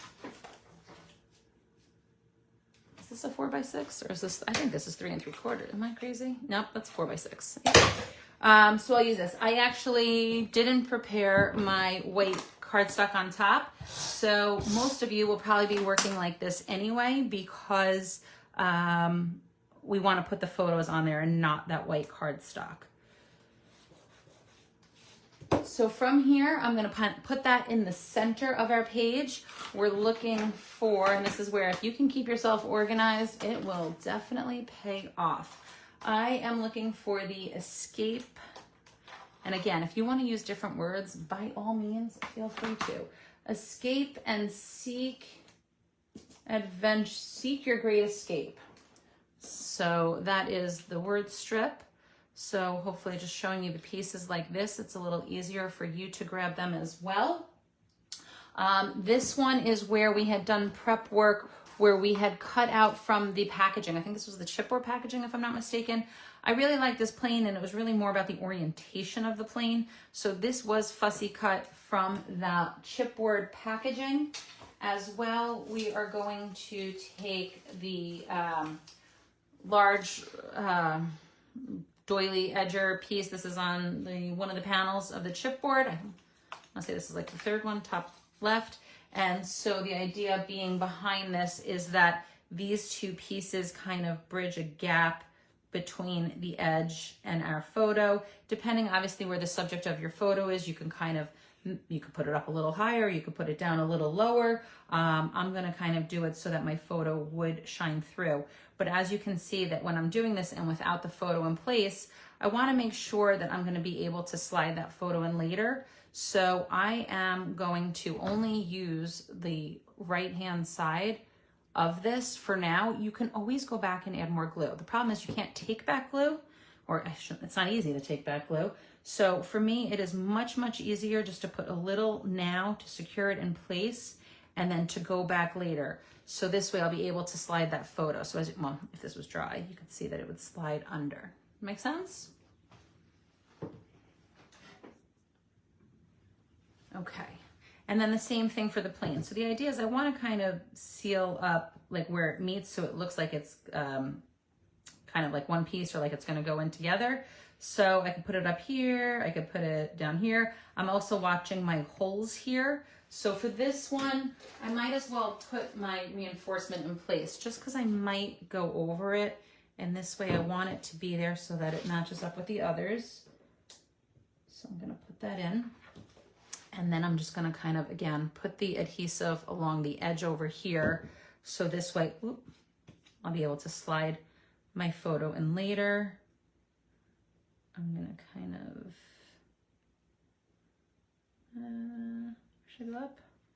Yeah, I guess I'll go up over there. Okay. So I position that. And again, this is all about playing. You can go lower, you can go higher. It's really up to you. On the top, I'm also looking, because again, I see things and then I go, oh yeah. We have the I must go tag. We're looking for the laser cut that has the hat as well as the little piece of paper. Yes, this is on one of those sheets. So it's that piece with the little piece of paper. And then why not go with our little coffee cup? Because that's just cute. So we have the coffee cup, the hat with the map, and the I must go. And again, this is why I try to use as little adhesive as possible so I can tuck things in later. If for some reason your adhesive did block this, you can obviously just go and trim this. I mean, I could have stuck mine in, which is fine, but just to show you, the idea is that we're gonna have that popping out. So if you need to trim whatever would have been underneath, totally fine. I also like to sometimes just like roughen up my edges. I like that distressed worn look. So I'm going to tack some adhesive here. I'll put my word in place. I'm gonna do the escape up top and then I'll put this down below. Now again, if you wanted to make sure your photo was in place before putting this piece in, just so like you don't have any issues, you can, or you could obviously just make sure that you size your photos so that you can butt it up underneath. So I leave that up to you. So if you have your photos to work with, it's obviously always easier. I am going to put a little bit of foam there so that it pops up. And the reason I can do that is because I kind of have the depth of this. So it's not going to add too much extra space to my project. So I'm going to kind of put a little bit of a layer of foam. And I always have foam off to the sides. I have all kinds of random extra pieces, rolls, whatever it is. I like my foam. I really like my foam. Okay, how's everybody doing? And if you're gonna add the foam, you might want to keep it somewhat even. Hey, oh, I just peeled that off. We will have to put a little extra glue there. Okay.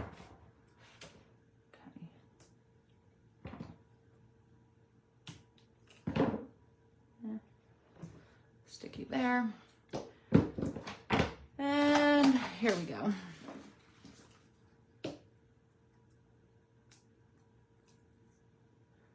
So am I the only one that likes foam, or does everybody like their foam and like their dimension when they can add it? Because I will say that's the big question. Okay. Oh. I must go. I'm going to kind of put him off to the side. And then tuck my coffee cup over here. And just super cute. Use that to... Okay, easy. So that's just a quick look at the front of the, I guess we'll call this the second page, or I don't even know, the first tab. We can call it the first tab. Easy. We then flip this and we will go with 2 of our 3x4 black mats, or again, if you're using photos, completely up to you. I kind of position them a little off the side from each other, as well as give it a little space. I'm looking for the Seek chipboard word for the middle over here, as well, which different pieces and bits and pieces. This is from the die cut pack, one of the little doilies. I'll go with the Escape the noise, find the calm. I love Dennis's little words and phrases. I think they're always so much fun to mix and match into our projects.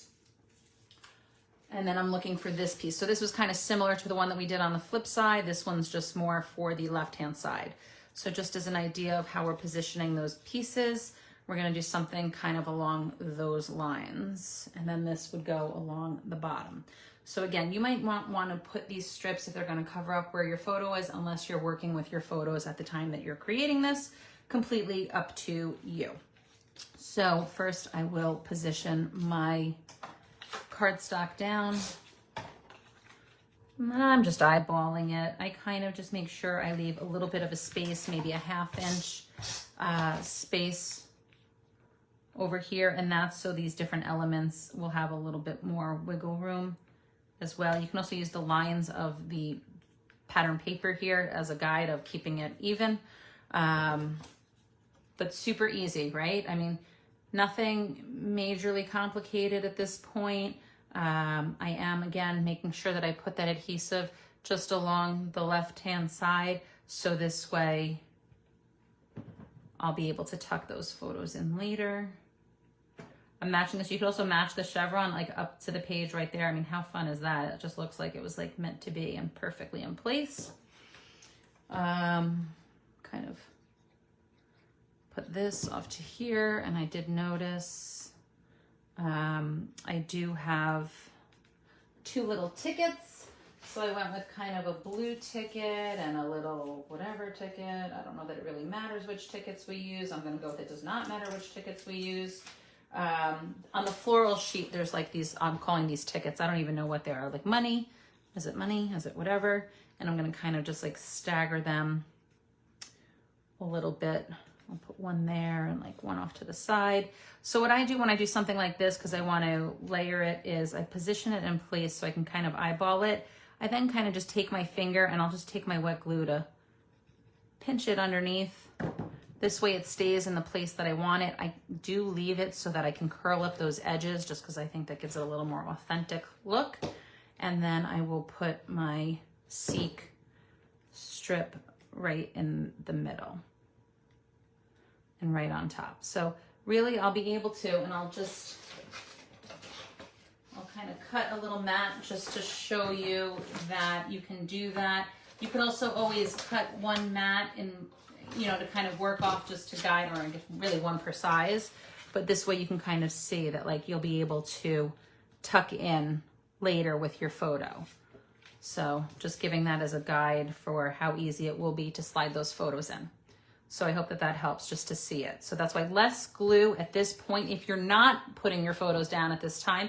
Obviously, if you're doing this at home and have time and have taken out your photos, oh, by all means, put the whole thing together and load it all up.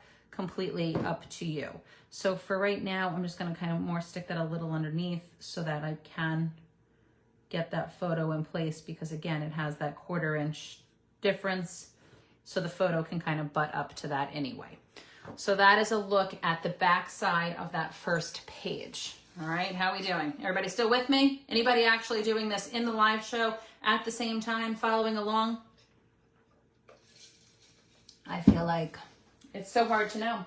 So hard to know. Okay, so that is the back of our first page. We're gonna start piling them up.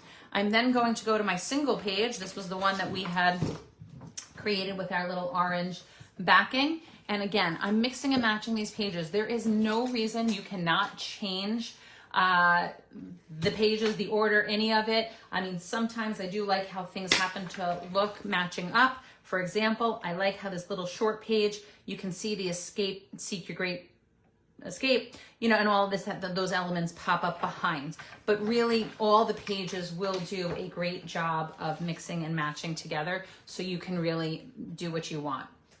Okay, so we have some people following along. Good. I feel like I'm going at a good pace for me. I feel like, I don't know, if I'm actually feel like I'm going slower than I usually do, or at least speaking slower than I normally do.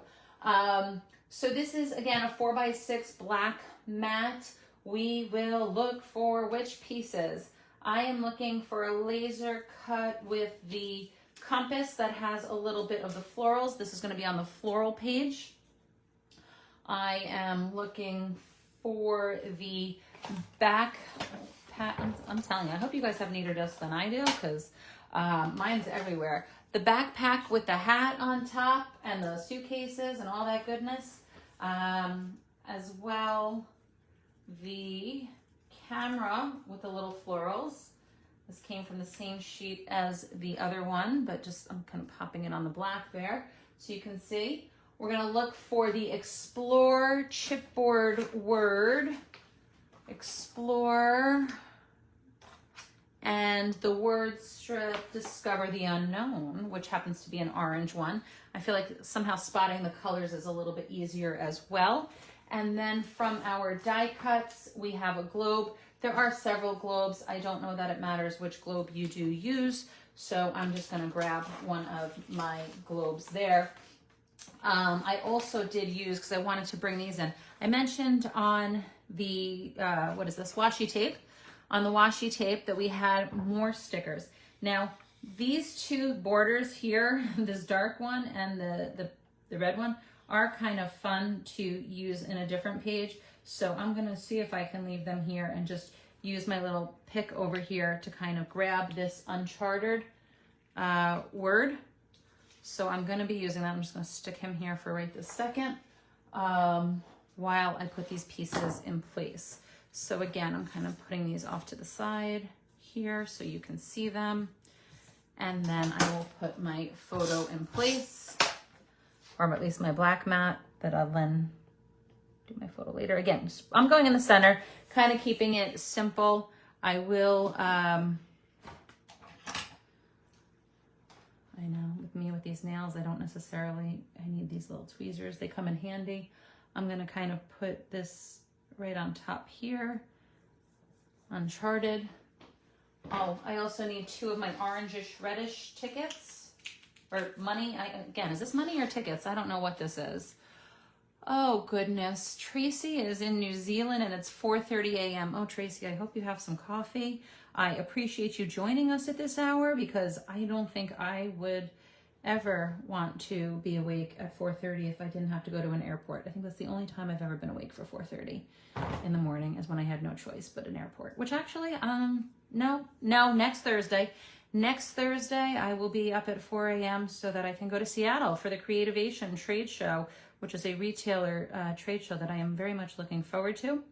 We will be debuting Vicky Bouton's first collection for 49er Market, as well as Dennis Bruton's Rust and Revs 2.0. Ooh.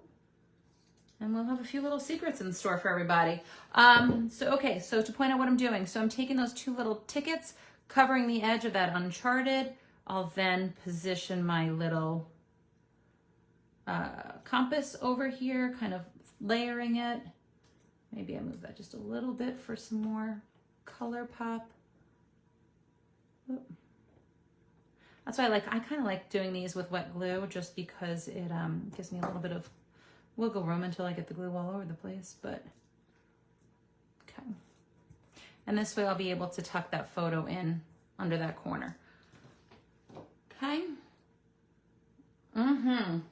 We've got lots of good stuff coming, lots of good stuff. Okay, so this piece is gonna go off to the bottom here. Again, I'm just gonna kind of do the bottom and the right-hand side so that I can position it in place like that. And don't you think, I think it was nice to add a little bit of the Distress ink on the edges just because it just gives it a little something extra that was a little bit plain, I'll say. I'm gonna kind of mix and match these a little bit. Again, I'm just putting it on the base so this way it helps cover up anything. I should probably put the glue, or I'll put it down a little bit so that I can get that photo in. And then I'm layering. So the chipboard's giving us a lot of dimensions, so it's kind of like we need to know where those places are as we're building this so that we can not do too much in the same place, otherwise that depth of that book is gonna pop up real quick. So this piece is gonna go on top of all my others, so I can put a lot of glue. And for something like this, you kind of wanna make sure that you do have the adhesive on those fine pieces, because if they get caught, they can get torn. So I'm gonna kind of, I put this down a little lower than I did in my sample. So let's see how I get this. Yeah. Okay. And because it's so fine, I can actually really pick it up and curl it a bit above if need be. Oop. I want those little pieces to show. I'll pop that up. And there we go. Okay. Super easy, fun, right? Easy. This way I can slide my 3 1/4 by 5 3/4 photo in the middle. So just to show you how we're doing. And then on the back side, I'm going to leave it there for a second while I grab some pieces in case anybody needs to follow along before I move it. I'm going to be grabbing these two lovely frame pieces that were from the die cut set. If you had photos in place, great. This is where I did the preview, just showing that you could tack a little bit of glue. You could also always just trim a photo in a rectangle and leave your white border around if that's easier for you at a later date too. So for the back side, I am looking for my suitcase with the globe on top. And now I'm gonna flip it so I don't confuse anybody. We're gonna kind of position these pieces a little bit so you can see. We have a large backpack with the cream and blue and tan. And again, mixing and matching these pieces is not going to make a difference if you use different pieces, so it's completely up to you. I'm looking for Detour and Collect Moments, Not Things. That is a cream colored strip, so I'm looking for that. We also have our lovely map from the laser cuts. I need one of them, not two of them. So I'm gonna grab that one.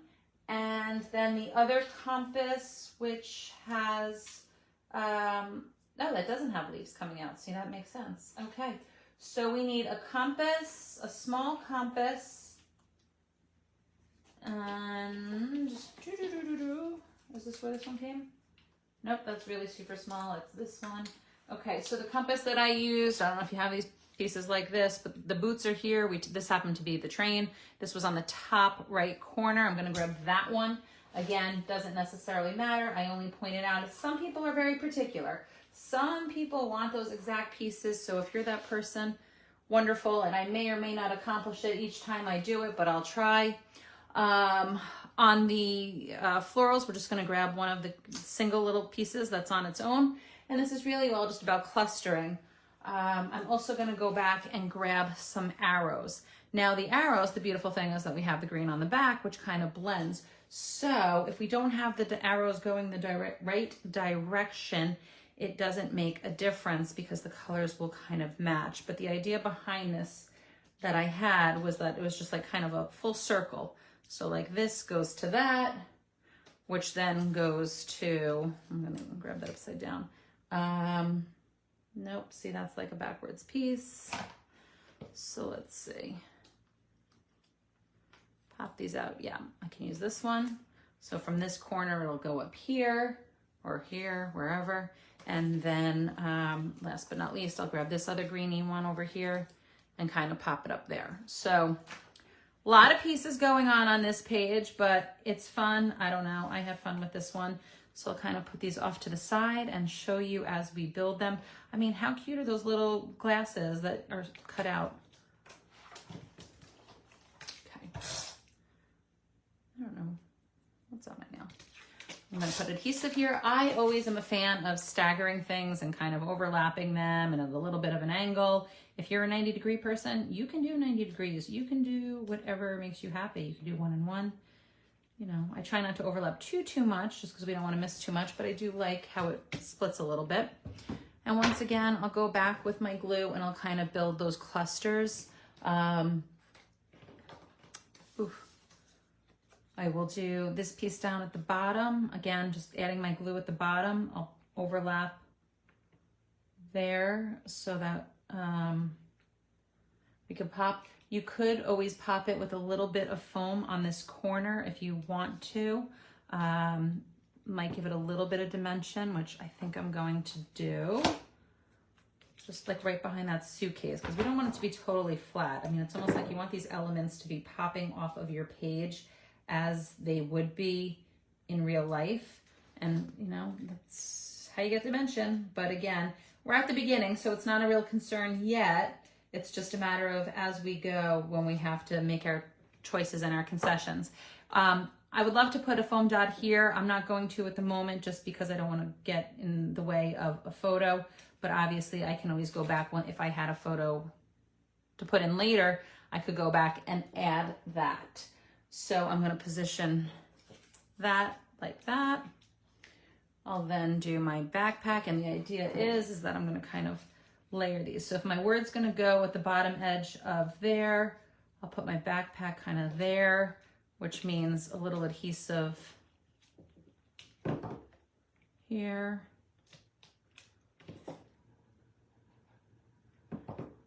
And then I'm a fan of usually like trying to close off edges where I can. I don't know if that makes sense, but like I don't like that bottom edge just hanging out in outer space. I like having it, you know, kind of connected to something. So that's how I usually layer my pieces. You could even, as that's sticking up a bit, you can kind of, well, I don't want to really put the chipboard on top of each other because that'll be too much dimension there. So let's just stick that down. Hope that glue dries a little bit for me. I'll come back up top over here with my map. Again, I try to like distress those edges just a little bit. I mean, you see it's got the cuts in it, so we might as well make it look authentic. And I'll just tuck that behind those two pieces here, kind of like that. I will add a nice circle foam dot to my compass. I always have an assortment of like 50 kinds of foam dots, shapes. I don't know. You need little ones, you need big ones, you need strips, you need circles. It's all kinds of stuff. So my compass, kind of like have it on its side. And then I'll use my little flower. Might as well put a little dimension there, right? Okay. Whoop.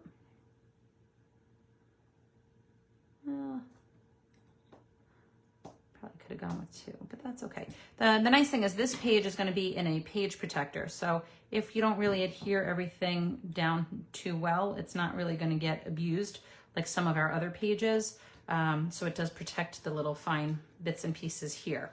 So again, I just thought it was cute to kind of use the arrows, which here's where I wish I had my adhesive sheets because that would be a whole lot easier with these little pieces. So it's kind of just more about like this ebb and flow around the page.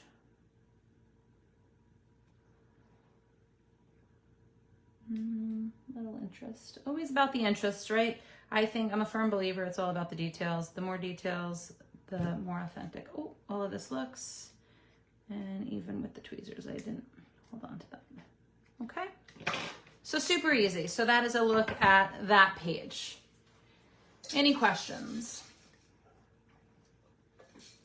Good clusters versus bad clusters. There are good clusters and there are bad clusters, but clusters are awesome. Clusters are the best. Clusters make all the difference in the entire world. So carefully, I am going to put this into its nice protective little sleeve over here without hopefully losing any of my pieces, since I don't have them adhered perfectly well, because I want to make sure I have that room for the photos. So again, this is our insert page on that single pocket page. We do sell additional pocket pages. We have the single pocket as its individual SKU, as well as the assortment. So if you're a pocket page person, we have plenty more that can fit into these binders. I'm usually a free-for-all kind of a girl, so that's why I like my pages like this. I'm gonna take that second tab. So this is that second tab, which is the pull-out page. And apparently I had one on top. The pull-out page. So I'm gonna open it so that I have the front facing with the file tab off to the left. And for this, we will use one 4x6 photo in the middle, and then we will use two 3x4 mats. So again, if you did the black mats, then you have them pre-cut from your prep work. And if not, these are obviously can be replaced with photos at 3x4, or you can then take the black mat with your photo at 2 3/4 by 3 3/4. And then this one would be the 3 3/4 by 5 3/4. So many measurements. But as crafters, I feel like we just know our measurements, don't we? Well, and I shouldn't even say that. We have so many people that are probably watching from other countries that I don't even know how you've put up with us Americans, making you do everything in inches. But I do know so many people from other countries, and it seems like you guys might even know our system better than we do personally. All right, so in the center, I'm doing the 4x6, and I kind of just did it. I did it a little down. I just think it was because I like that, but it doesn't really matter. Actually, it is going to matter. I'm going to move this up just a little bit, and that's because we are going to put some stuff at the bottom for this page. For these two mats, I'm going to kind of position them, and I'm not going to glue them just yet, but I'm going to do them somewhat close to each other. And the reason is that I use these beautiful script words. So we have breathtaking, and you might have to pop out some of those little centers if you like, but I thought this breathtaking was just kind of nice how it went across. And I did breathtaking moments, and this is where I decided that dimension was going to be allowed and for my purposes. I also grabbed, I'm going to kind of, I guess I'll go page by page here so that we don't get too confusing. For this, I grabbed the suitcase with the map and the little globe. I also did from the die cuts this old compass looking piece. It's a rather large one. And then we're going to grab one of our florals. And I will tell you this, I'm just going to preface this. Whatever florals I'm grabbing now, well, they might all be different. I'm not saying that you should spend your time trying to figure out exactly which floral is which floral. I will say that doing the sample like this without my little white cardstock just makes it harder for you guys to see. But hopefully you get the idea as you're doing this yourself about the positioning of the pieces. So once again, I kind of do the less is more thing with the adhesive on my photos. I'm going to position them relatively to the edges and somewhat close in height. Usually I kind of stagger things a bit more, but I'm going to take that breathtaking moments. Breathtaking is going to go across in a flat manner. The moments is going to wind up popping up a little bit because you're going to wind up using the letters from breathtaking on your T and your S, and then you'll put a little bit of foam along the other part of the word, which will lift it. And again, if you're doing it so that you're going to do your photos later, you may or may not want to position that in place at this moment, or you can work around it. I sometimes just, I know, I'm awful. You can see I'm not exactly the most particular or careful crafter. So for me, even if I'm going to put those photos in later, I'm probably gonna just tack it with a little glue, and if I need to go back later, I'm gonna go, oh, pick this up, stick that in, and I'm gonna somehow make it work for myself. So I preface it by everybody's different. Some people are a little bit more particular or a little neater or whatever the right word is. Meticulous, is that a better word? I am not meticulous at all. My arms across the camera here as I sit here trying to get some foam. And I'm just gonna, this is a thin little strip that I'll kind of just weave in and out there. And that's just gonna kind of what I'm gonna hold in place for now. I'm gonna put it, yeah. Let me get the idea. Now let's see, if I had my white cardstock, yeah, I'm gonna have to like pick that up at a later date. I can also always trim it a little bit more, but just to kind of show you, you know, how that would go in place, okay? So hopefully that makes sense, yeah. I mean, if you're a crafter, I feel like, can you really be meticulous? I feel like you kind of need to just, you know, be willing to go with the flow a little bit, but that's just me. Everyone's different. Okay, so our breathtaking moments is in place. I then am going to take my suitcase with the glue on the bottom. Actually, I should probably get this guy underneath. And that's why, again, the white glue kind of helps because you can lay out your pieces as you're going. There is actually letters here, and again, this is where my glasses will come into play. I guess I'm going to go with the north facing up. And then I use my florals to bridge kind of that gap or to pop out. So I'll just tuck that little stem in, lift the edge of the leaves on top, and then I go to the edge of that piece. So really easy, but beautiful, right? Easy and beautiful. Okay. So that is the inside page that's next to the holes. On our middle page, we are going to grab from our pre-cut homework. This is the two with the little stripes. I'm going to go one stripe up, one stripe down kind of over here. And then I will look for another floral piece to kind of go off the edge a little bit. See, this, I tell you not to worry about which piece you're going to use, but then I stress which piece. But no, I'm going to free myself. We're just going to use whichever. And if we make concessions later, we make concessions later. Yeah, I'm just going to go with it. So basically just something simple, easy, time. Ooh, what did I do here? How did I do that? I'm basically using that a floral element to kind of tie in the one page to the next page. So I'll just strip that across the bottom.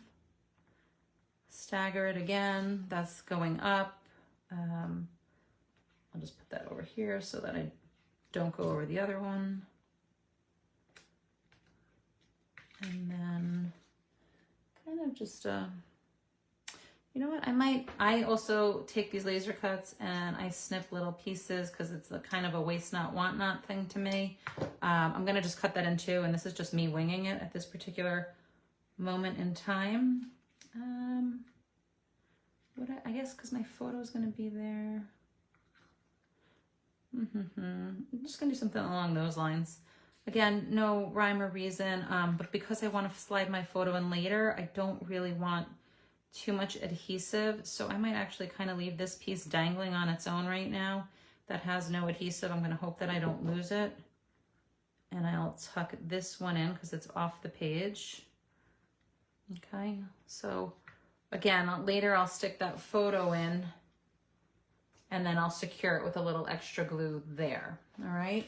So on our last but not least one, we have two more, the last but not least of this particular page. There are so many pages. We have so much work to still do. Hopefully I'm not putting everybody to board over here. I almost feel like I'm going to have to step it up at some point, but we'll get through the harder pages. So this way you can get a sense of what I've got going on. Always looking for the right pieces. And I know this is in my little die cut pack over here that I am looking. The scenic route. And this I'm going to cut in half to use both pieces. So that makes it easy. I'm also looking for escape the ordinary. Escape the ordinary. where are you? It's a word strippy thing looking like this. I thought I kept all these pieces relatively together so that I would be able to find them. I try to keep them in my little buckets, as you can see. So this way, if I say, ooh, die cut, where's the die cut? Ah, here we go, here's the die cut. Escape the ordinary, that was what I said, right? Yep, escape the ordinary, the scenic route, we take those pieces. I'm gonna look for Discovery Begins with Curiosity as a word strip, which is an orange word strip. I'll do a kind of a single floral bud over here, maybe with a little bit of a longer tail, but it doesn't matter. We'll just take any which one. I'll pop that up top. And we're also looking for our suitcase with the, why do I feel like I'm missing a sheet? Oh, I am, it was over here. The suitcase with the floral popping out over here. So those are kind of the pieces that we are looking for this particular one, as well as one of these cute little things. And so basically, I just thought it was fun to layer that on top of that. Okay, so with these pieces in hand, we are going to just simply cut this in half. And so the reason being, I'm maximizing pieces, but to do what I want to do, I'm just going to put these first. All right, Isabel says, this is wonderful. Good, I hope you guys are having fun. I hope you love this project. I have to say, it really was a pleasure to make this. Some projects I do come along a lot easier than others. This was one of them because it was just super fun for me. So as you see, when I position these two, I'm kind of spacing them apart much more than I did over here. And again, the whole ebb and flow with that nice black mat is going to look awesome on your projects. I'm then going to tuck behind or tuck under the scenic route. And then for this piece, it's easy. It kind of just, because it doesn't matter the directionality of it, it was fine that it was the bottom. It's just an arrow that's gonna go this direction. Okay, again, you could ink those edges if you wanted to give it a little bit more contrast. Totally up to you. This, are we gonna have room for dimension? Where do we have our, I'll skip the dimension. I'll skip it for now. It's so hard to skip dimension. You can always go back later too. I mean, that's something to point out, is that if you wanted to make these pop after you've put your photo, you can certainly do so. So for now, I'm just gonna put that glue along the bottom. I will wanna adhere those later on when I have my photo in place. So this way, they don't wind up popping off later because they're not secure. So, and we'll just kind of, I don't know, under, over, under.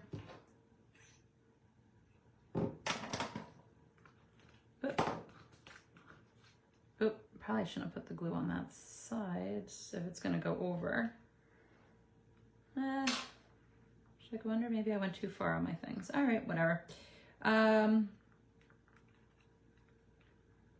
Escape the ordinary. I'm trying to make it so it goes over and under. I don't know why I like to do that. I like to have like one part over, one part under. Okay. This way I'll be able to get that photo in later. Okay. And I'm gonna, instead of putting this on top of the photo, I'm just gonna put it down here. Nothing wrong with changing the positions, just a little bit to make it work, okay? Super fun, super easy. Hopefully you like that. That is a look at the front view of the tab page, okay? So now I'm going to kind of fold it that way. I'm gonna go to this double page and then we'll go to the back side. I feel like that's a little bit more manageable for me for some unknown reason. For this, we'll go with 2 4x6 mats as well. I'm sorry, these are not 4x6. These are 4x5.5, 4x5.5. And the reason I had to mess people up with that and not do a common number or common size is simply just, I love the pattern, the paper. I love the base that Dennis gave us, but I felt that the 5.5 inch length just gave us a little bit extra room to let that paper shine. And really, I personally find with my photos, 4x6, there's always an inch or something you can cut off of a photo. At least that's what I think. So these mats were 4 and 5.5. And again, I wanted just like that little bit of that white border on the paper to kind of pop through. So that is why they are sized like so. Ooh, don't do that with your pointer. Okay, so once again, I'm just going to use some of my washi tape. I'm right now going to use Enriching and Adventurous on these word stickers. And again, I didn't want to, what did I do? I guess I didn't want to,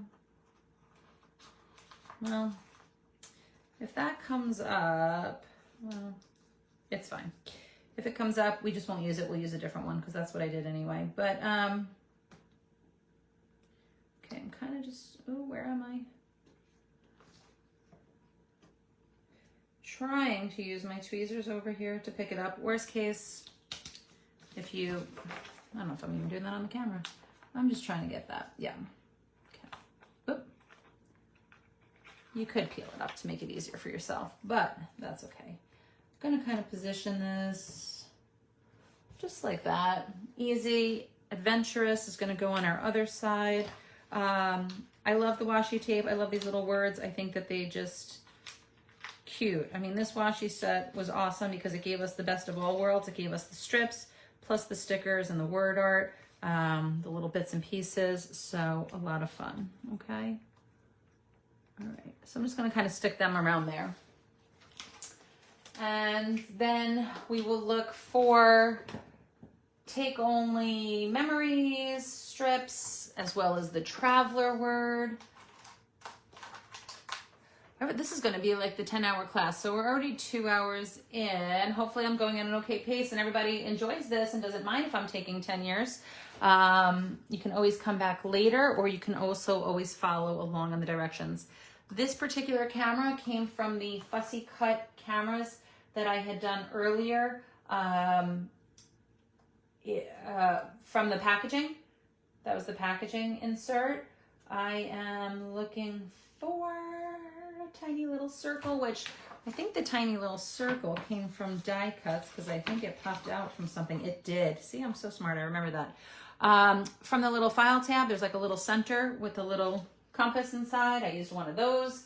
I used a camera from the laser cuts that had this little pop-up, and I used the boots. Now, I think, I don't know which boots were which in terms of sizing and whatnot, but I did go with these two, kind of, you know, one's bigger, one's smaller, but that's okay. And then we also did a little bit of the leaves. So just, and the leaves was really just to kind of make it look a little natural, make it look like this is popping out of the woods, kind of a look. Which one of the leaves I think I just broke there, but again, there's always glue. There's glue. So those are pretty much the pieces that I used here. And for me, for this, I think I like breaking up the photo. Obviously, we don't have our photo in place, so it's a little hard to do. So for me right now, I think I'm just gonna literally put like a very little dot on the edge just to kind of hold it in place so that I can do that photo later. And then this is where it's going to get tricky if you're doing your photos later. So I'll take that big one, the big boot, and I'll position it off to the side here, and I'll do that flush to the page. And then for this, I would pop this up. And so again, I'm one of these people, I'm constantly pulling glue and layers and whatnot off. So for me, I am totally going to put this in place right now.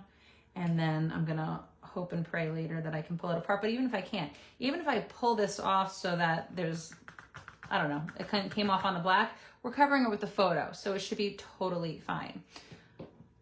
All right, good. I'm not going to add extra glue because extra glue might make it a little hard for me, but just to show you how that's going to nicely sit on top, giving it that dimension. I like the dimension there.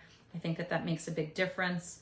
I'd also probably put a little on this side, which I'm going to actually put the glue on this side so that I can maybe, if I get lucky, kind of stick it under the boot so that that's what's gonna hold it in place for now. So it's not gonna be where my photo is gonna be. So I'm gonna do that. And then I'll just tack a little glue here to, oh, I twisted my leaves. And whoop. They're little, they're tiny. If you're like me, you need a tweezer. But super cute, right? Isn't that just, I don't know. I think the leaves makes a little difference. I think it makes a big difference. And I'm just noticing I had this flower from somewhere that I didn't use, so that's okay. All right, so over here, I'm gonna put my camera off to the side. I'll put Traveler along the bottom.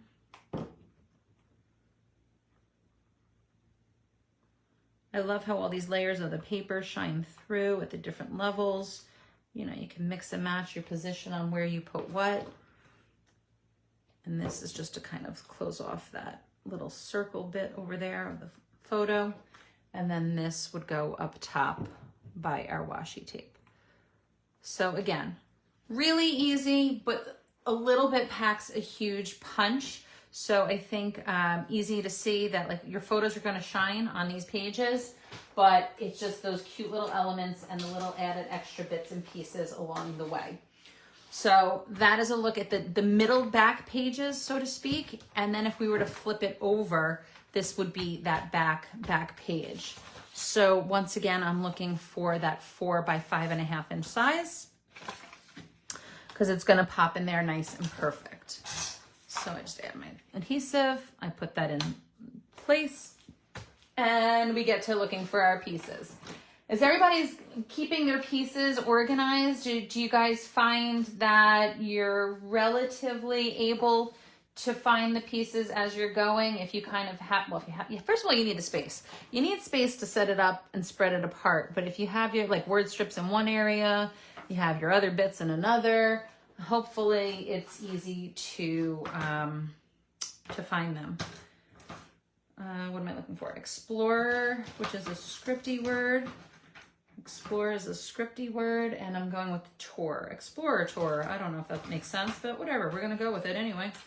So Explorer tour, the world is yours to explore. I kind of was going off the main word with the word strips, I'll be honest. There might be a theme going on there. I have my backpack. I have the other map on the laser cuts, and we should have another compass. This is a bit of a smaller compass.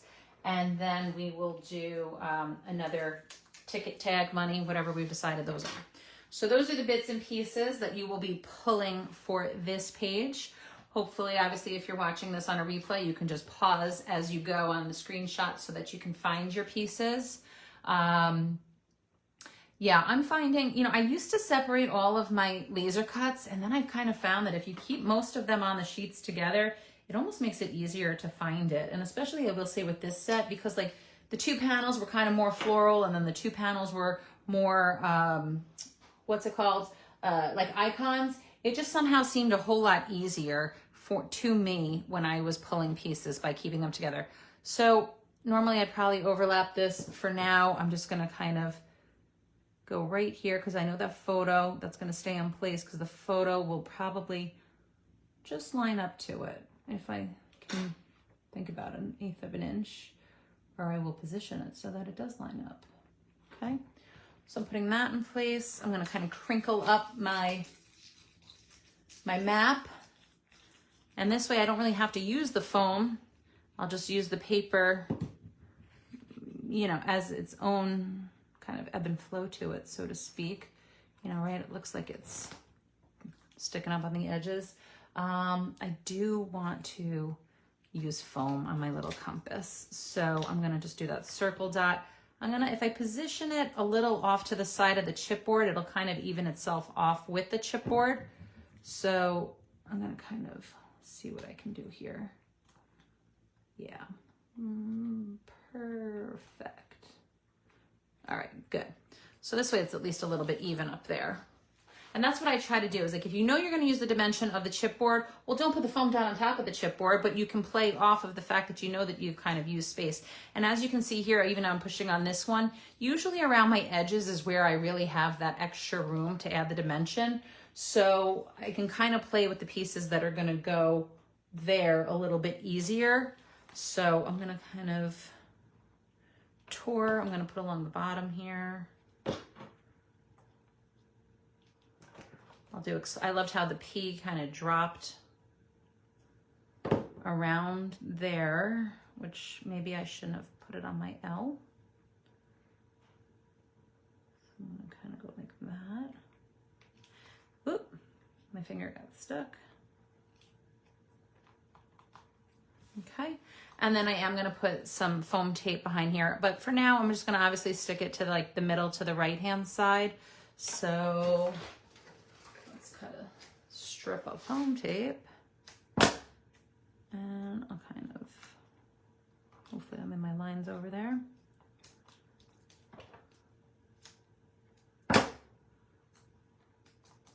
Perfect. Okay.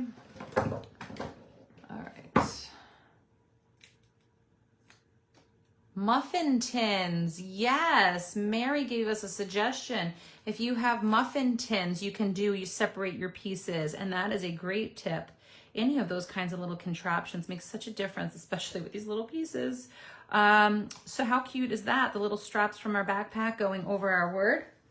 So that is a look at that back page, and as you can see, it comes together just really nicely.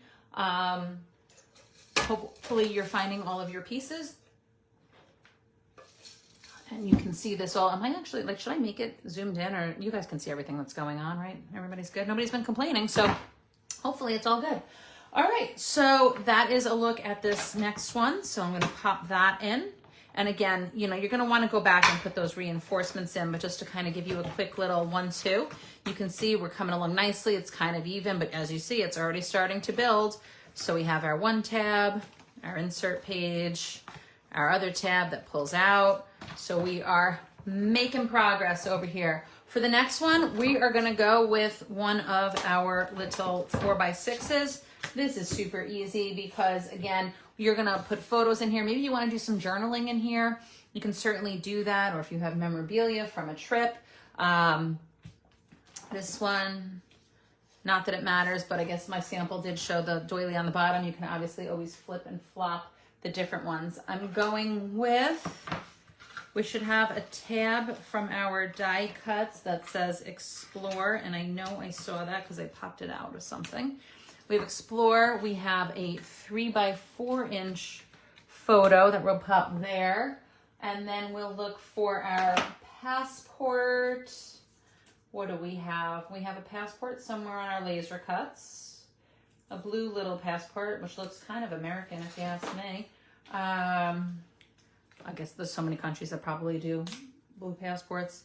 And it's upside down, a little tag, and then I'll go with also this little camera over here, as well as the simple little Wanderlust blue word. So those are the pieces for here.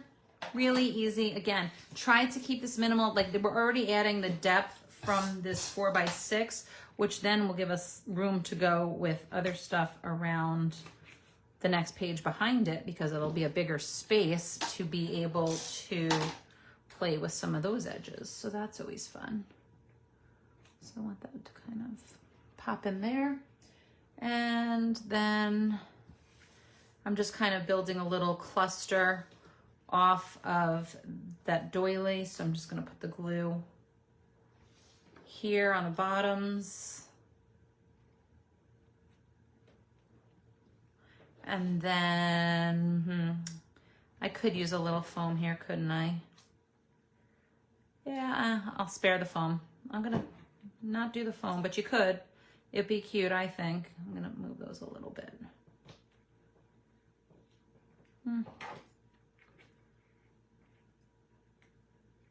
Yep, layer.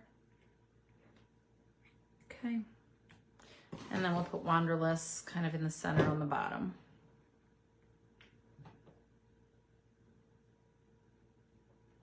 All right, So easy, just a little bit of bits and pieces along the way so that it's just got that interest.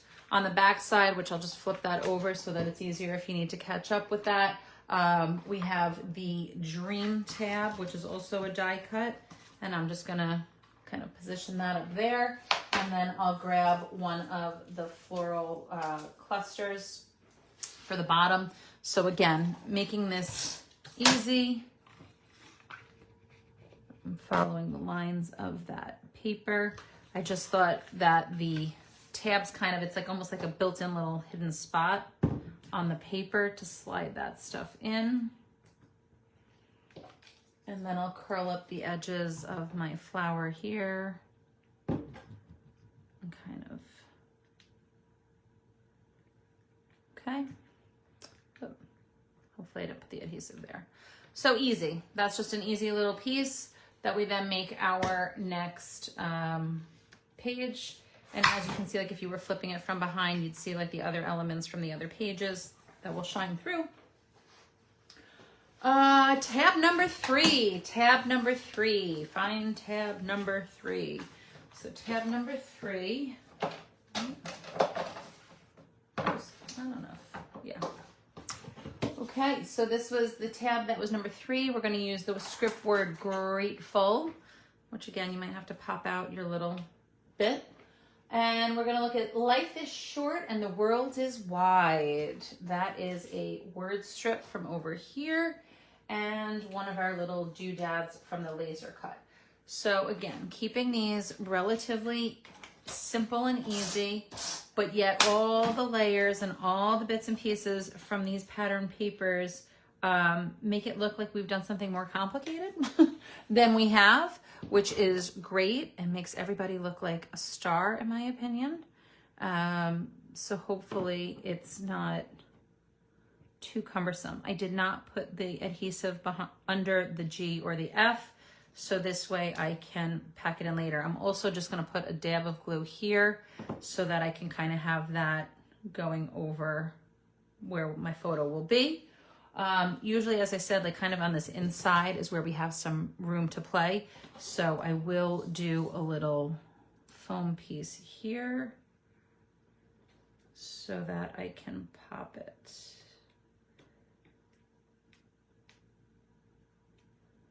The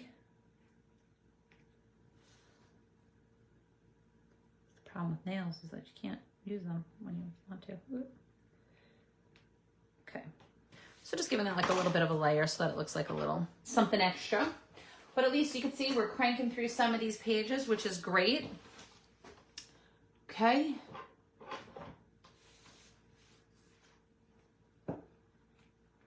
On the back side, which this is again that cover. So the thing to point out here, we can cover it with just different bits and pieces and kind of no rhyme or reason on this except for the fact that I did want to make sure that I blended over the edges. So I'm gonna go with a Wander tab up top. This we had already had the white cardstock in place. We can go off of these if you want. I'm gonna keep the belts for now. On my sample I had used 2 belts here, but I want everybody to have their pick for later for the page that will be the little bit of a flap. Okay, so we have the large globe over here, which just be careful because obviously you want that little sphere. That's what I'll use to cover up that element over there. Maybe I'll tuck in a little bit under here, just again, making it look like all of our layers are coming in and out.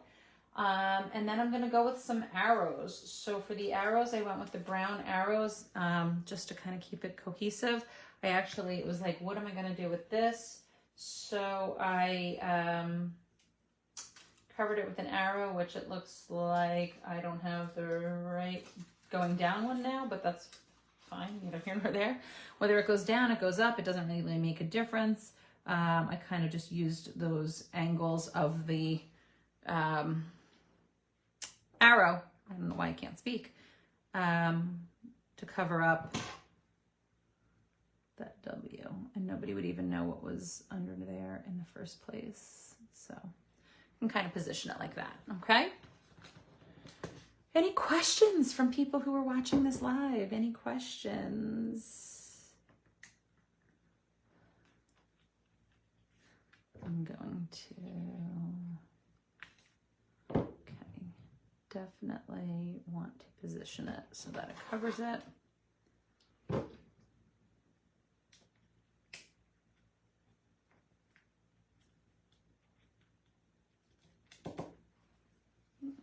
Okay, easy peasy. Okay, so now we get on to some of our other pages that are a little bit more complicated. I don't even know if that's the right word. Okay, I'm gonna stick this in, and also just, oh, don't close it on your sweater.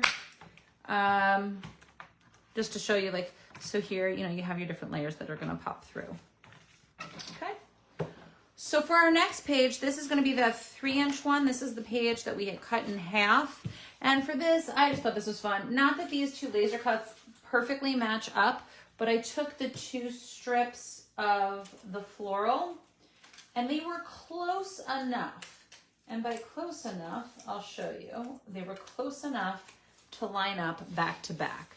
So basically I use them as a border for this page. So as you can see, it's kind of like you can mess with them a little. Like if you go for maybe the bottom, I don't know if it matters, but you know, it's like some of them will line up, some of them you might have a little bit of a green, but because we have that green background, it doesn't really stand out if it's not the perfect match. So you kind of do it as best you can and as far in as you want or not. But so I'm going to position one down first, and I might as well just put my glue into place on this side because it'll be easier when I go to cover it with the other one if this is in place, okay? So I'm just kind of getting that all over the place, okay? And I'll position it kind of like about, what is that, like 1/4 inch to 1/2 inch in. So it will go over that paper edge. And then I'll just kind of make sure I got that covered on the bottom edge here. We have the glue in place. And this way I can kind of play with it to line that up, okay? So we'll tap those in place just to give it the security so we don't have things flying off. And then I will trim the edges with my scissor. Probably should have given it a second to make sure it was actually glued on. Okay. You can save this little corner for later. You can pull it apart so you have 2 little layers. That's fine. I don't think I use them technically. But so this is kind of a look at that page. And now for me, I thought this is where I was like, well, I kind of need a little something. I don't know. And this is where I found on the washi tape, and again, hope I'm not going to drive people up a wall with this because I'm trying to remember exactly which piece did I get or use.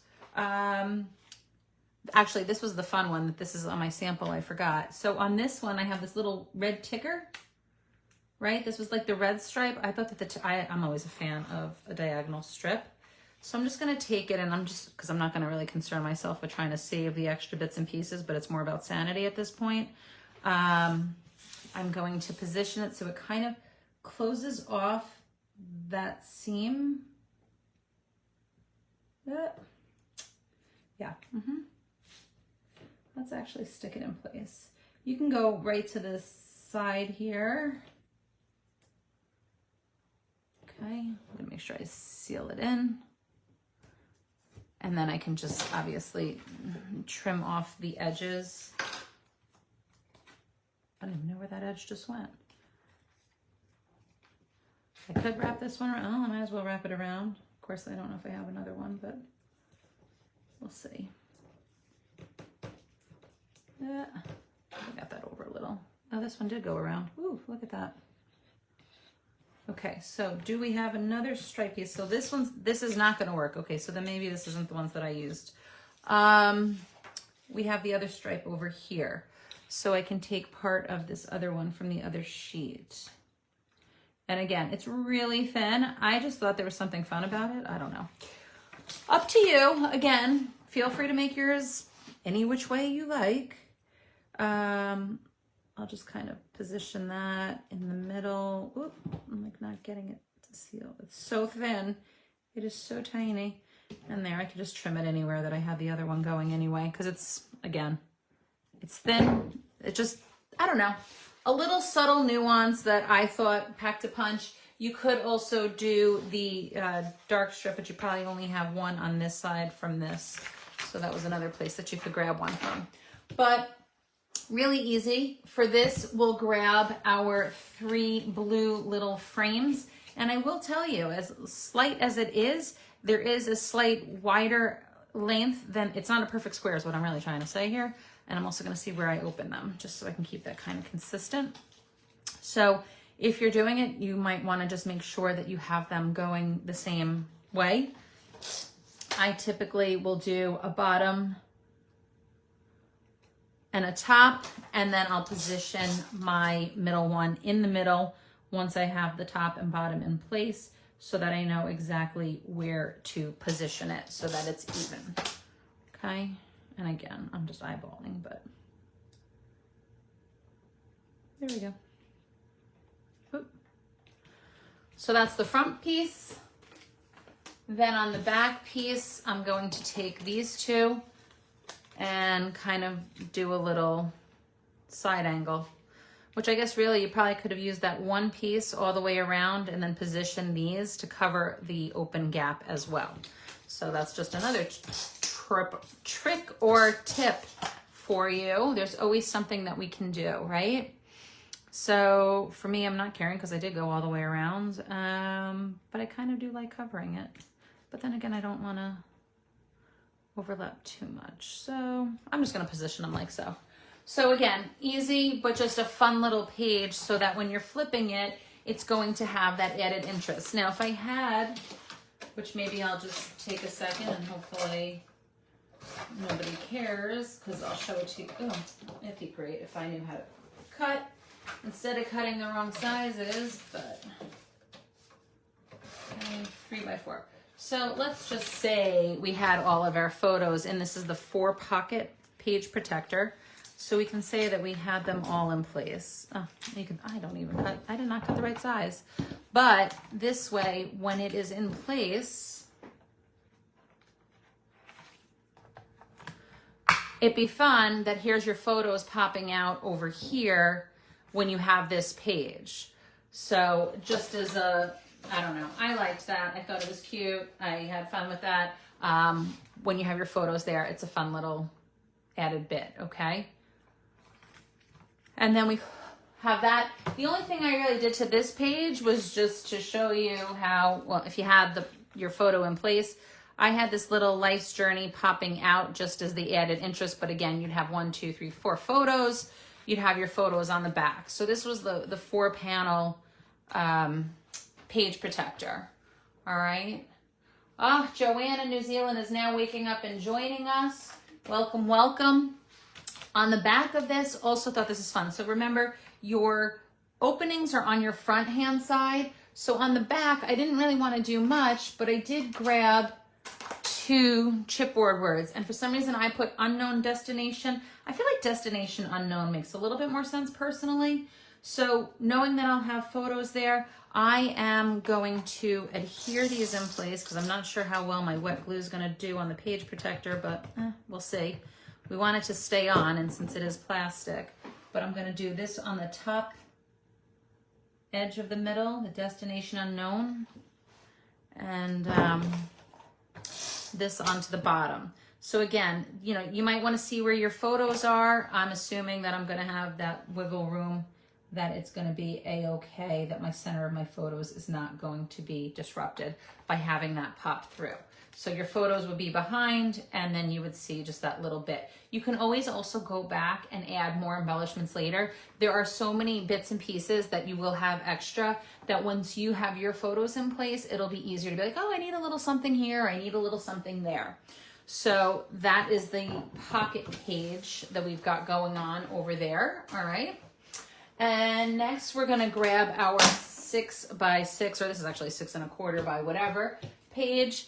And again, keeping it simple. I don't think there, you know, with all that was going on, there wasn't a need to overly embellish. Again, if you want to go to South Africa, don't cover South Africa. If you want to go to South America, put your pieces up here. You can highlight wherever you want. You can also take one of these adorable little geo markers, which I love. This is in the laser cut. And if I want to say I'm going to California, well, I could just pinpoint it here. So this page should definitely be more about where you're going or where you live or whatever's special to you. So this way you can position the elements without covering whatever you might want. So my sample, I want to go to South Africa because that's where Dennis is from. So hopefully I'm going next year. So I had my little marker there, but for this sample, I'll just position it over here. And I'll say that, you know, I'm not going to glue it in place, but let's say I'm going to California because that's a trip that's coming up. I then go to my washi tape, which if you're like me, this is what happens on these sheets with the repositioned one. I'm going to say yes to new adventures. Yes, here I come. And I am going to take that, and I love using my little tweezers here because otherwise I could never grab these. And I am going to kind of, hopefully, position this so that it looks more like it blends into the paper. Now, if you're putting it on top of a section that has, you know, the tan on it, it does blend a little bit better, but super cute. Say yes to new adventures, and that's why we are going to grab the yes word. Yes, yes, here we are. Destination Unknown is an Agatha Christie novel. There you go. Thank you, Mary. Yes. I know. Somehow when I put unknown destination, I was like, oh, that sounds a little weird, doesn't it? So Destination Unknown for our chipboard word over there. I love it. And yes to new adventures. And yes, here we come. We're going to take a little laser cut flower, maybe a little stem, and just if we want to, you know, pop a little something somewhere. You could put it over here if you want, depending on your position of where you had your washi. I'm going to kind of have that. Maybe I think I'm going to, you know, I have a problem committing. I don't know if you guys know that, but I do. I sit there and I go, oh, this, that. I can't even tell you how long it takes me to actually make the original sample because I go back and forth and back and forth and change things. Sometimes I do it like 3 times. It's kind of embarrassing. But hopefully the end result is all that matters. So I don't know. You know what? I'm not liking that. I'm going to just stick the one here and then I'll have this one coming out there. All right, so again, just easy, cute little something here and there. Easy to do. All right. Mary, I hope you've got a kit and get to play along. That would be a fun day at work, wouldn't it? Mary's from Notions, so it would be fun, and I appreciate her helping out with the comments, but wouldn't it be, we should have arranged that. I think you should have had a kit in hand and that you said I had to practice and play along to make sure Janene makes sense. And that way you would have like the best day at work ever. 2 frames. We're going to do Escape the Ordinary. Escape the Ordinary is a word strip. And as our pieces start dwindling, hopefully it becomes a little bit easier for you. I'm going to go with a little strip of the florals over here and maybe just another little single one so that I even it off at the top. And then we'll go with 2 more of our icons from the washi. And again, like this page, I'll put these in place so that it makes more sense. I don't know. I love the design of this paper and I love the pop of those black elements coming out. So it kind of made me think that when I was doing, oh, this is not the right one, right? Are there 2 different sizes? Oh, it is a small one. No, I'm losing my mind. Losing my mind. Yep, we're good. I'm going to position the smaller one here. With all this black, it kind of made me think that with the washi, it would be fun. And again, depending on where your travels take you, feel free to mix and match whichever icons you want. I don't know that it totally matters either. It depends on how literal you want to get. I am trying to do this, and I'm sorry I'm doing it upside down, but that's just easier for me because I am just like that. I'm trying to tuck it under so that I have like less edges. As you can see, the washi, because it's translucent, it's going to blend really nice on that cream color background. So I'm just kind of burnishing it in. But so I'm putting one there, and then I'll take my tickets and I'll position this kind of over here. Yeah, okay. I'll just rub that in a little bit. So it kind of just like blends out with the different black that has going on the paper.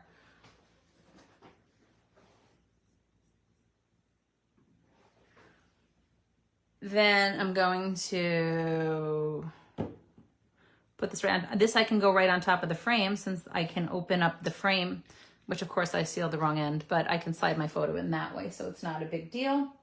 I did have a little tag going on up here, but since I forgot it, I will skip it. It's not the end of the world. So again, if you don't have all the exact embellishments, or if you want to mix and match and do different ones, totally fine, totally fine.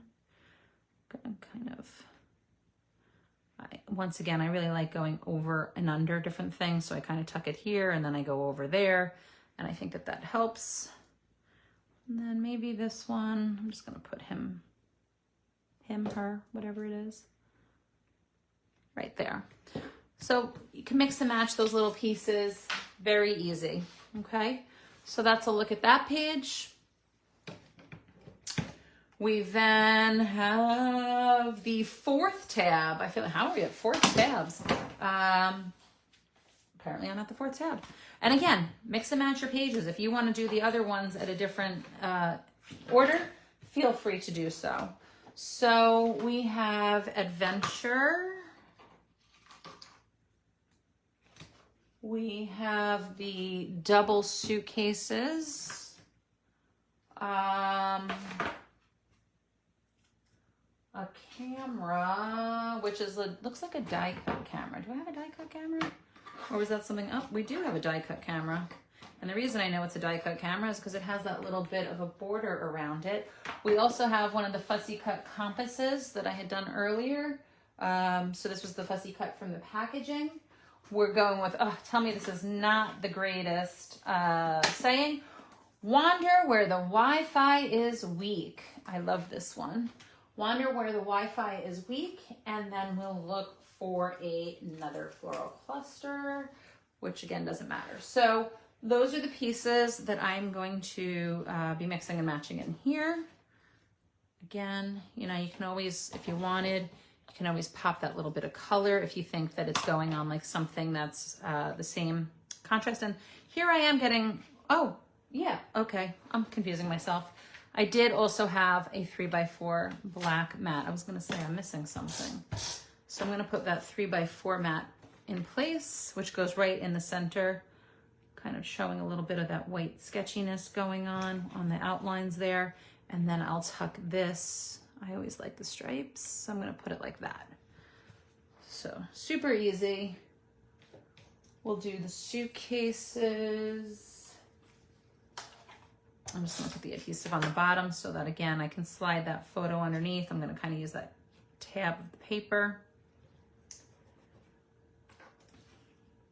Tuck my compass coming out.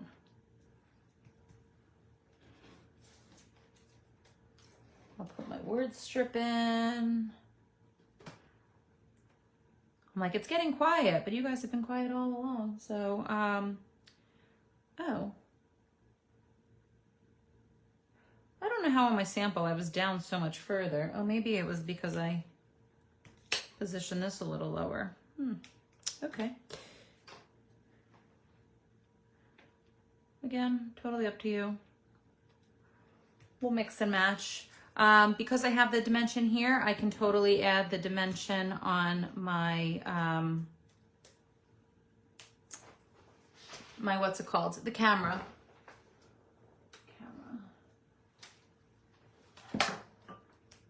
Okay, so I'm gonna put that there. Actually, I should, well, yeah, I'm gonna slide it so it kind of sits on top of my There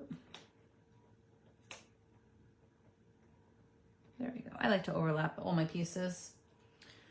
And could do the same with adding a little bit of dimension to the flowers. So I will take some small little foam dots to kind of the top ones, and then I'll glue the bottom, and kind of that up and down look will make it look a lot more natural.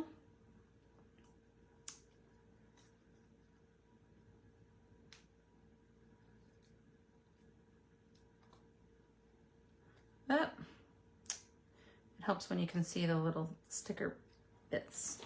Okay, so I'll tab, dab, dab, dab, dab, dab, and we'll kind of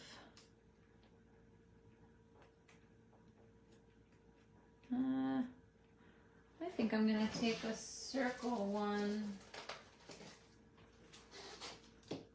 under this too. Okay, kind of pushing it in under, and then it goes over, and then it's easy.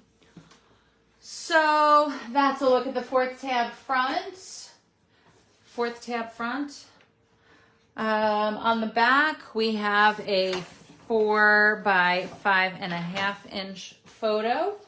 So I'll pop that into place, and my tape runner is falling apart. It's always fun when the handle breaks off. Okay, Destination Unknown is the tab. And I guess as I started building up, I just started getting less and less, although in terms of layers, but that's okay. Again, all the paper's gonna work. We can also make sure that we go back after the fact and once your photos are in place. So that's a look at the fourth tab. Just gonna pop that in place. And now we go to our fun little pull out page thing. Where is my pull out page? Oh, here it is. Okay. So this is the one that I did a little upside down in my sample, but that's okay. It's all good. It is all good. What we are looking for, and the key for this particular one, is almost like the fattest belt buckles, like the largest, the biggest, because obviously if it's going to pull and we're going to, you know, have a little wear and tear on it, we want to make sure it's going to be substantial and it's going to kind of weather the storm over here. So not sure that it matters which ones you do use. You know, in my sample, I think I had red. We have, I mean, I'm just going with, these are all like the ones I can pull that I see. And that's why I wanted you to have your pick of the litter, so to speak. Those are the largest that I'm seeing. So obviously the bottom one is what's going to move. So the top one's really, that's staying stationary. So it's not going to really matter which one you use up here, because we've already secured this to the piece. So it's really more about this bottom one. So this one doesn't look long enough to me. Yeah, unfortunately, that one is great, but not long enough. So we'll put that off to the side. So I'm gonna probably use this. I'm gonna go with the red one. Okay, so I'm gonna use those two.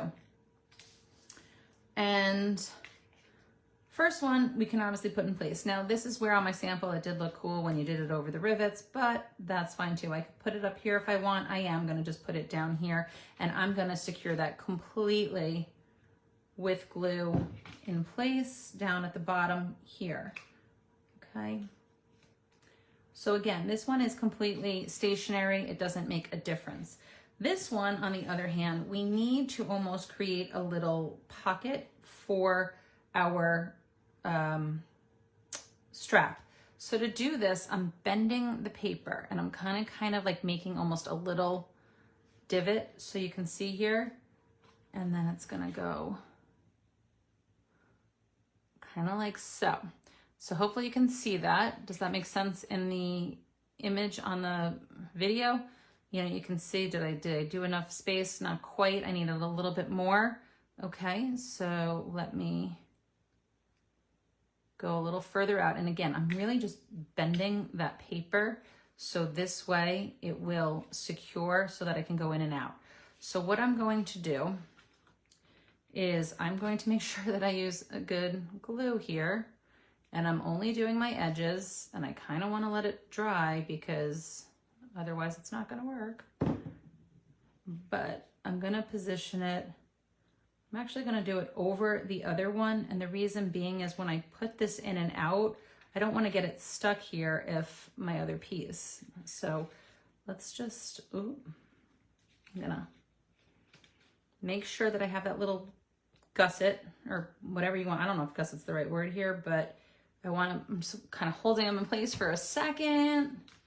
And this way my piece will be able to go in and out. And maybe I should move that up just a little bit. Whoop! As it popped up on me.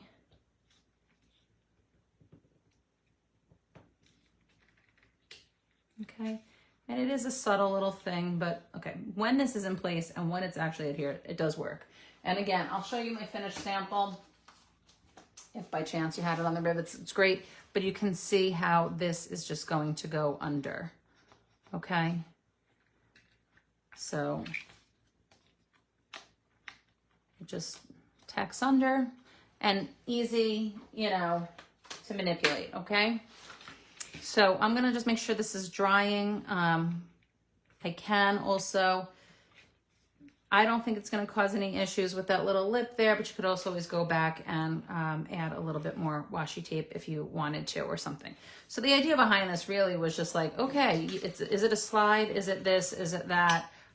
Those are my pieces. So for this page, I'm gonna take one of, like, I really was trying to go with like a small icon that I could add foam. And the reason I add this over here with a layer of foam is so that this page then gets blocked, so it's not gonna keep hitting the holes. So basically I wanna make sure that I have a little lip for my page.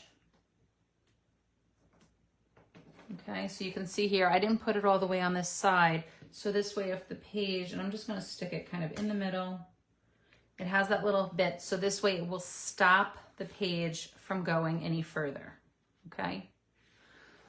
So that said, on this page, we are going with the 2 brown frames, and I'm just gonna pull this out to make it a little easier.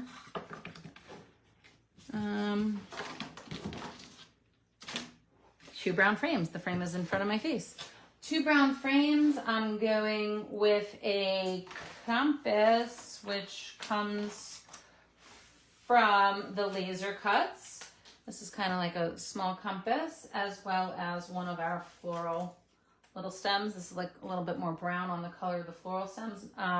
Then we're looking for 2 different tabs. One is going to say Memories and one is Discover. And they are the same size, so it's that kind of a shape on both pieces.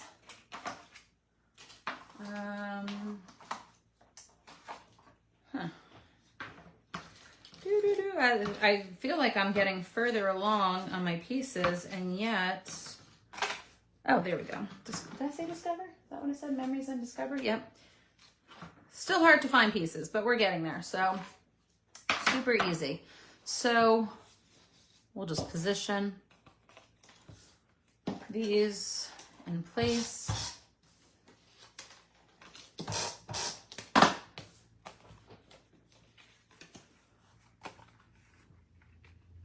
This I'm gonna go kind of at a 90-degree angle just because they're a little bit larger. Okay, I will tuck under, and I'm gonna do this at about the midway point. That might be off a little bit there. And then I'm gonna actually take Discover and put it on the back side. So this way both views will be covered. And just easy. Add a little glue over and under. And then the compass, which again, I cannot see which direction is what, so I'm gonna hope for the best.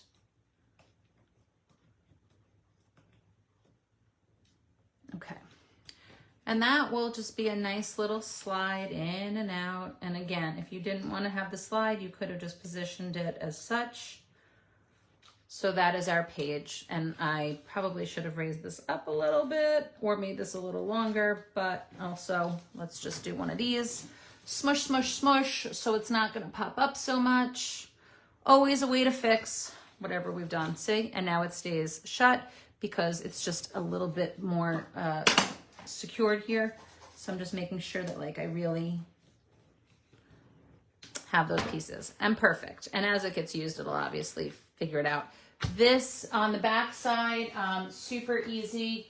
All I did was take the brown large frame, and basically I'm going to use that as a slide in and out, so I could take it in and out. Again, I want to cover this side so that it doesn't wind up hitting the edges. So I'm just going to once again put a layer of the foam top to bottom here, and this way that piece will not slide in and out. So there's always that room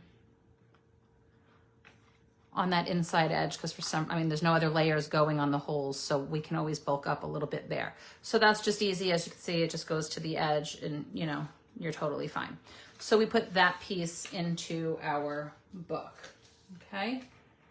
And if I had to go through it just to show you kind of where we are and why we start getting into a few less layers, as you can see, it's coming up, you know, like this is starting to get chunky. So we are going to make sure that we kind of keep it to a minimum as we go moving forward.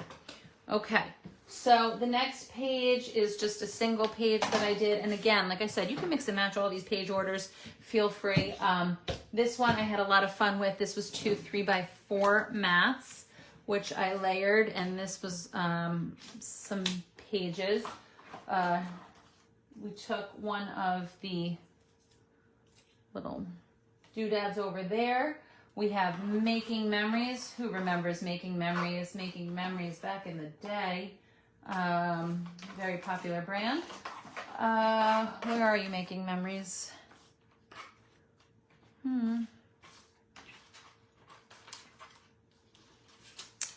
Making Memories. It looks like this. It's a full tab. And again, we're going to wind up cutting the 2 pieces. I'm also taking Discover, and those are from the die cuts. From the chipboard, we're going to take the word Journey, which is a script word.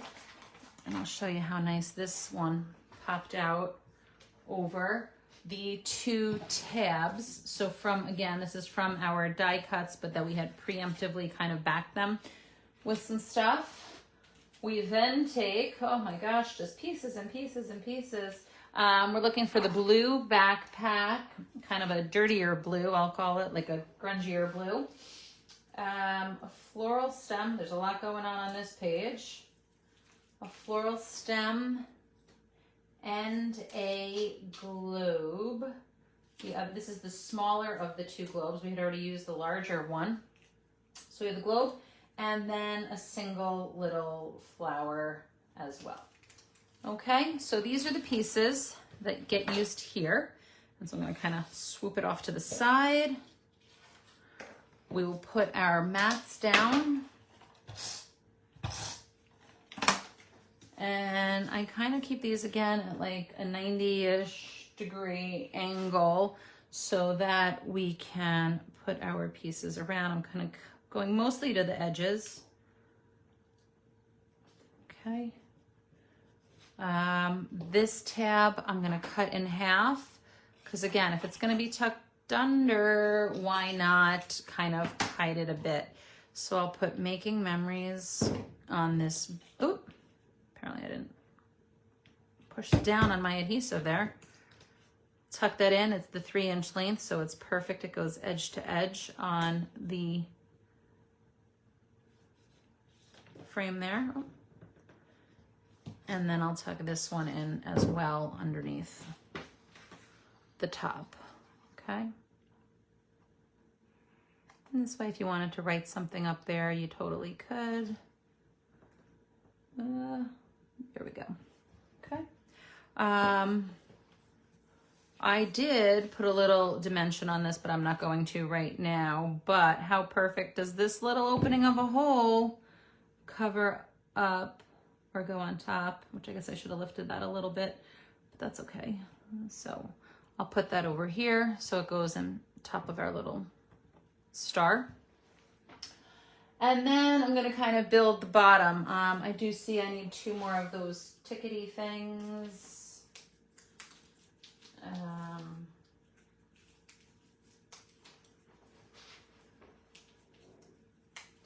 Okay, so we'll grab those. All right, so for the bottom cluster, I'm going to kind of position these kind of like so. And again, I'm just laying it out. I loved how the journey happened to kind of fall on top of that with the J and the Y wrapping around.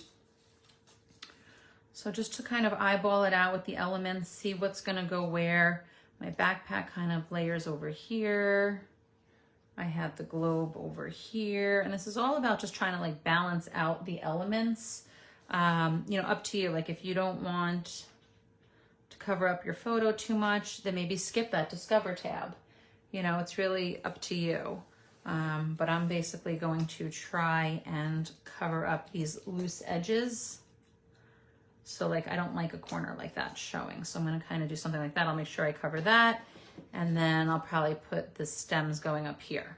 So that's just kind of a little look at what I have going on. I will continue to go around. Renee is saying, she should bring me lunch. How funny are you, Renee? I know, we're going overtime here. I know we're on 3 hours. I told you this was going to be a long one. So hopefully people are still with me. You can obviously always go back and watch the replay if need be, because I get it.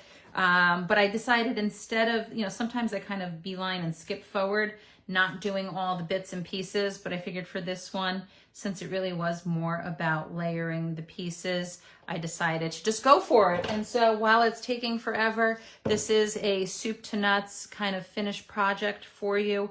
So hopefully, you know, if you need to pick up or, you know, whatnot along the way, you certainly can do so. So definitely watch it in stages if you're not participating in the live show. So that way you can really enjoy putting together your album and hopefully do it with photos, because I think doing it with the photos would make it so much easier and more enjoyable, obviously reminiscing over your experiences. So I'm gonna kind of tuck those.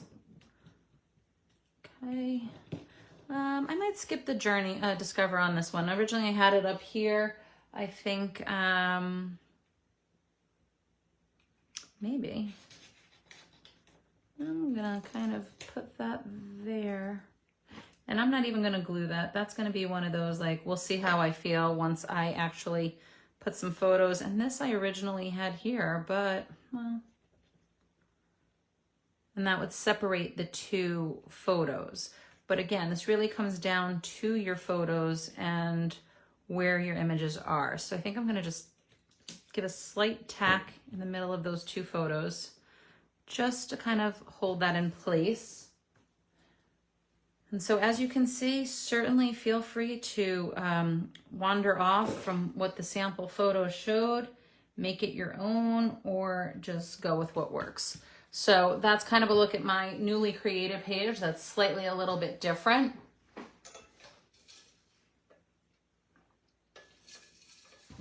Okay, moving and grooving. This is what it gets a little easier. Then we're gonna go back and do the cover, the inside album, and then we'll be good to go. So on the back of this page, and this is where I'll probably just walk through the next few pages, we'll go and do the cover. So hopefully we're making our progress. We're getting there.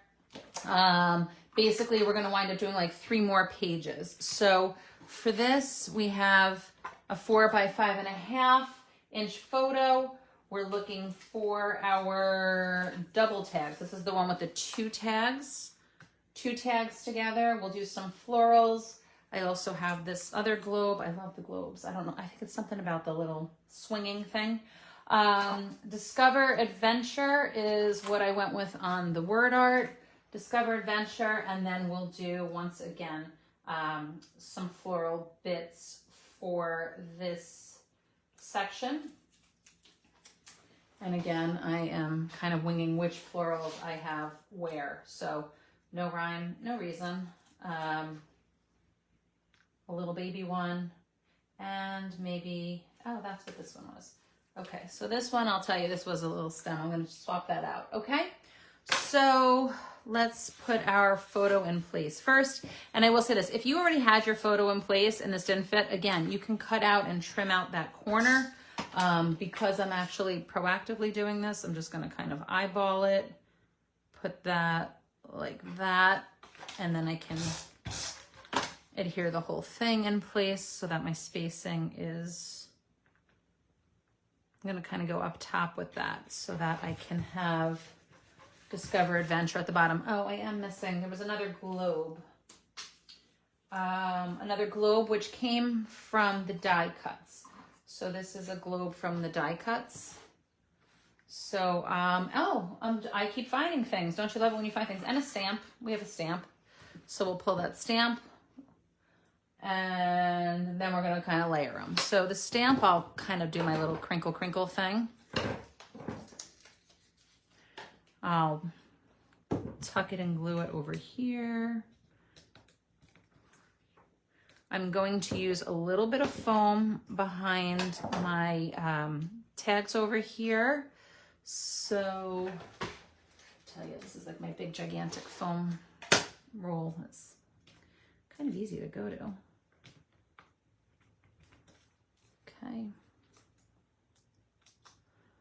I'll put those in like this. And it's all about just layering and mixing and matching and making it all blend in our clusters. This I could go with a foam, but I'm just not going to right this second. I have no idea which way of the world it goes, if I'm upside down or not, but that's okay. Put that like that. So it kind of just sticks out a little bit. The floral, I'm gonna also kind of just clip this so that I can have this cluster down here, and then I'll have this little bit kind of coming off the edge here, just to kind of balance.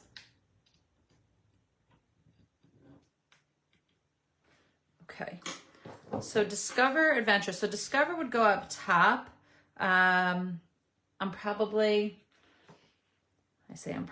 going to just do a dab of glue. So I'm going to line up my adventure to the bottom there underneath my photo.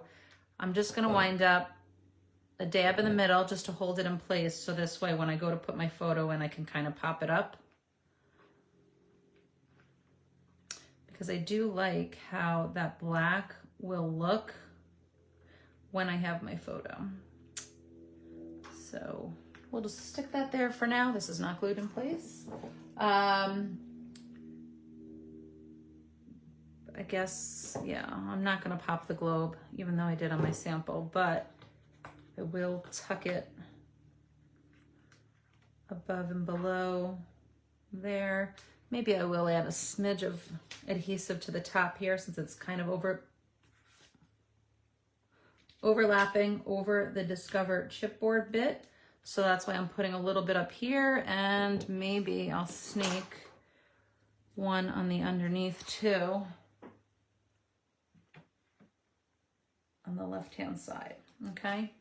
So this way it kind of all falls flat together, but yet it's popping out. And then last but not least, we'll do a little bit of our flower here, which I'm sparing my glue at this point because I do want to get those photos under later. So I can always go back and put those foam dots in if I need later, once the photo's in. And then just evening this little guy out over here. I guess I'll keep it inside my page, more or less. And really easy, okay? Aren't the tags adorable with the little string? I love them. I absolutely love them. Okay, so that's a look at that page. The next few pages, which I'm actually just going to take out from my sample because I'll tell you, these were kind of just simple. Like this, I just threw the tag in there. I left these, I say I left them plain and then I didn't leave them plain, but I will just walk through these. So this way, because I feel like at this point I'm probably petering out on, or you guys are probably petering out on me. I do want to go do the cover and the inside cover because those I think are more exciting. These definitely had a lot less going on. So just to show you, this was the pocket page that had the chevron to it. So again, just going in and putting in the little bits and pieces. Chasing Sunsets, you have a little coffee cup, the laser cut backpack, which actually this was connected to the floral. So this is one piece. So that piece along with your two frames and the travel ticket. So you can put those in place. So easy to kind of follow along with that, since obviously at this point you're almost a pro with me and my little layers over here. On the next one was the little flip page. Again, just did scenic route, did the little laser cut, and then just even a 3x4 mat on the back, the mat on this. So really easy with just these pages. This one, I used the washi tape on both sides. So, and again, it's not that you can totally, it covers the inside, but just as a little interest, a little something. I then took one of the round compasses from the laser cut. This is the laser cut one. I did put a layer of foam on the bottom, and I did that so this way it would serve as a little resting place for that flap. Again, I don't really know the purpose of it, but okay, I thought it was cute. I thought it was fun. You could go back, you could, you know, even depending on your photos, you know, you can go back and layer additional elements, like that would be fun. Or maybe you put something down below, or maybe you're writing a quote or something like that, or you're personalizing it with your trip. So again, I left this pretty basic so to kind of do whatever, but I did think that that was fun to kind of have the flap from the packaging. So, oh, here I just put one of the laser cuts on the back. Again, these would serve as mats for your photos. This was just the basic page that we did, and then there was a pocket. Again, just I did the 4x3s, which I spaced out a little bit so that I could have a word strip in the middle. I threw in, I guess I had a few extra laser cuts, so I put them there. There are going to be plenty of other pieces that you can put in here and there and in between. So that's something to definitely keep in mind. But I do want to go back and do the cover for you as well as the inside cover. So basically that's my quick little walkthrough on those extra few pages that we had, just because I think that they are certainly easy enough to follow along with. So what are we left with and where are we left? Okay. I'm going to say, let's just hop to the inside cover. I sometimes like to save my outside cover for the end. This way, if it's got the dimension on it, you'll be able to do it nice and neat, as opposed to like keep moving and shoving. And then this way, like some of those elements could wind up getting torn or lost. So for the inside cover, we'll jump to that. We're going to use this awesome, what do you call it? The blue frame. We're gonna do go travel with our words over here. I loved this big plane, the big plane from the icons. We're gonna go with the suitcase. We're gonna go with the suitcase that is a laser cut with the floral. Is that a floral? No, it's not. See, here I am thinking I'm looking for pieces. I'm not. You should have two suitcases, right? So these two suitcases, go travel. Again, with some florals, we're gonna go with this is the floral camera. And our other set of boots. I love the boots. I think the boots are so cute. So we have our boots, and then we've got some florals to mix and match in. And if you're not careful, like me, you'll wind up popping your flower head off, but we can always glue it back on. And then we're gonna go with Seek the Unknown, Embrace the Journey. So these are the pieces that we're going to use for the top, which, should I move this a little? I don't know why I'm kind of off camera at this point. All right, hopefully you see that, right?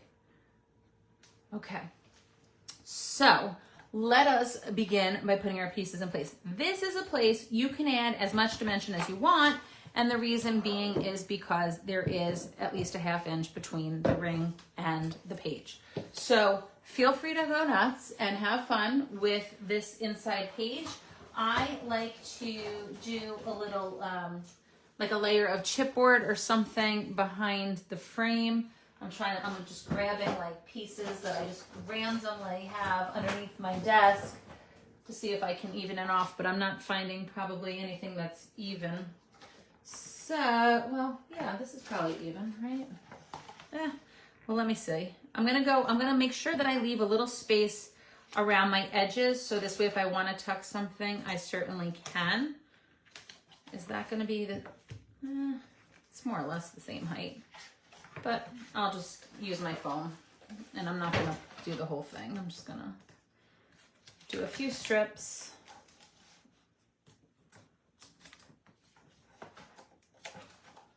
Okay, so I'm gonna lift this up as my base to start off of, and then I'll start tucking around my other bits and pieces. Okay.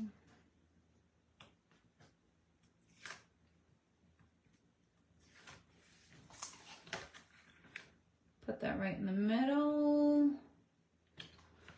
Okay. I kind of used the washi tape to balance things out a little. Oh goodness, I keep doing that with that one piece. But I love my rivets, and I love my, what's it called, the stripes. So I'm gonna just kind of take a little piece here and go to that edge. And I like this, like it kind of grounds things by adding in a little bit of these linear elements. So I'm gonna, I don't know that I have a rhyme or reason, just kind of sticking that. I'm gonna take this one, which was annoying me because it kept peeling up. So I'm just gonna cut a little piece here. And gotta bring it over a little bit more. Okay, I'm gonna put that in there. Not worrying about my edges at all because I can cover it with whatever I want to on my elements. So I'm basically going to be using that as kind of a guide.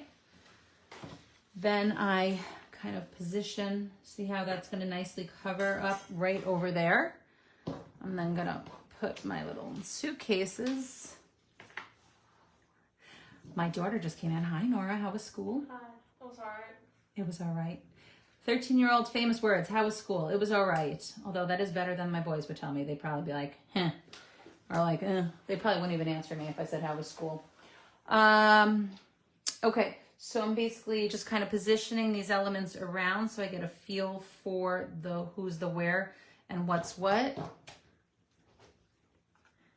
I'll probably put that underneath, and then my boots. Okay, something around there, and then we'll stick in the flowers along the way. So this is kind of just a little look. So it's really about my plane and the position of my plane at this point, because I want it to go, like I wanted to have the words on top. I could bring them down a little, but then I'm going to use that as my placeholder for the plane. And so the plane definitely needs a little bit of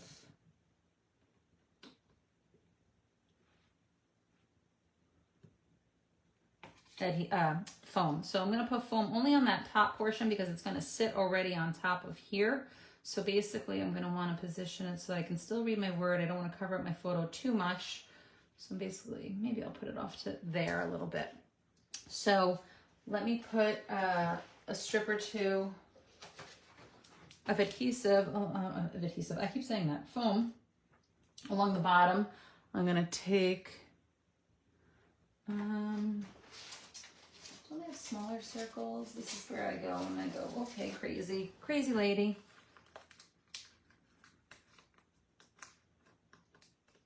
Oh no, I was putting it on my top half, right? Not my bottom half. Oops. Since the bottom is going to sit along the chipboard. Okay, so I'm just going to reuse that. No harm, no foul. Kind of. Okay. All right, and I'll just put a little adhesive where I pulled that paper back. And I'll put a little glue there because it's going to sit on top. Now, I probably want to have my base suitcase in place since I'm going to put this plane on top. So I'm going to stick him kind of like that. And make that go like that. I can pull that out. I can then also put a layer of foam underneath my second suitcase.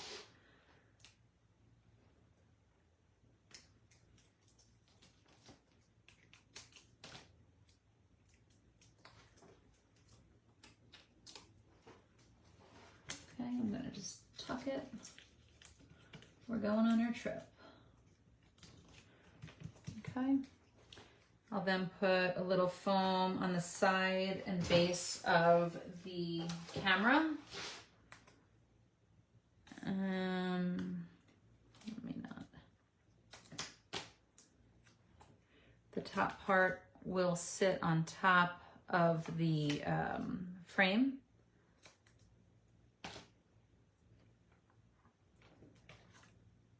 Okay.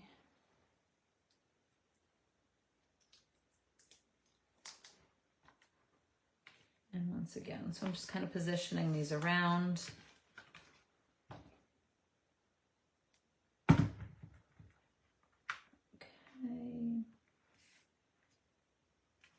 Kind of sliding that under a little. Maybe, oop, almost losing my boot.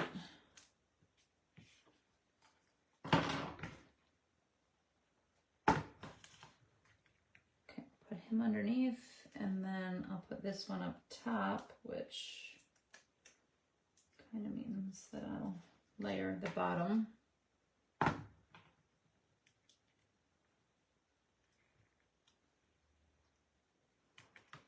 And then I can even take my flowers, and I'm gonna also cut this a little bit because I think it's a little too many for one swoop. And I'm gonna kind of, maybe I'll layer. I think I am gonna lift him. So I'm gonna layer this boot. And we're gonna make it look like the flowers are coming out of the boot. That'll be cute, right?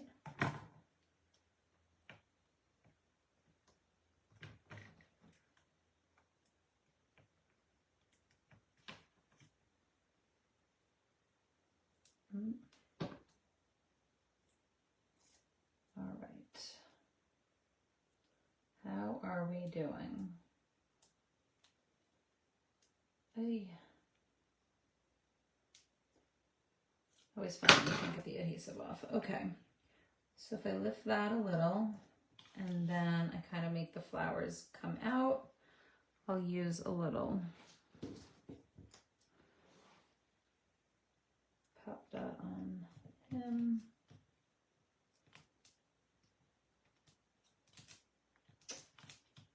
Hey.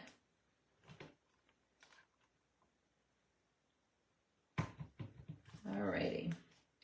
So then we'll put those flowers coming out of the shoes a little bit. And we can take that remaining little piece, pop that little center out that didn't come out apparently, and kind of have them off to the side over here. Okay. And perfect. So now the inside cover is done. I guess I didn't need this little flower from before. So that's the inside cover done. And then we pop over and finally finish up our front cover. Okay. So now we're on to the front cover. This was another mat that I had, which apparently, am I one off or did I put it somewhere and now I don't know where I put it. But this should have been a 5 1/4 by, what do I have? 5 1/4 by 3 3/4 on the photo. And I should have had a black mat that I'm seemingly not finding. So I'm going to cut one real quick. So that would be 4 by 5 1/2. Is that 4 by 5 1/2? So I'm just going to mat that so that I have it for my cover and I can just see where my photo is going to go. All right, so Again, this is a 4 by 5.5 inch photo. This will go in the center of the cover, and then we're gonna kind of build all of our elements around. So what do we need? We need a whole lot of pieces. This is where I kind of went crazy on the layering. Wanderlust, we have a desire to explore as the strip. So you will have extra words, you will have extra pieces. Obviously, you can mix and match. I did use the other airplane. If for some reason you want to be on a train or you want your bus, you can certainly do that too. We have different icons that you can use. This is kind of just going around and filling in the pieces. It was almost like creating a whole cluster around our photo. So from here, okay, so that was the chipboard is the Wanderlust, embrace the journey, not the destination, a desire to explore. We then have the large compass. We have, we're gonna take a bunch of florals. We definitely want this adorable, the triple tags. And we're going to also use the two, these tags. So we're going to use the tag. These are from the die cuts, and we'll wind up with some florals. So I'm not even going to bother taking out the florals at this moment. Oh, as well as the little hat, because why not have a woman's hat? So basically, how do we do this? We're going to start with what goes under, and then we'll start building all the way around. So hopefully you see all this. I'm going to just kind of take this all off to the sides for now so that it's easier to see.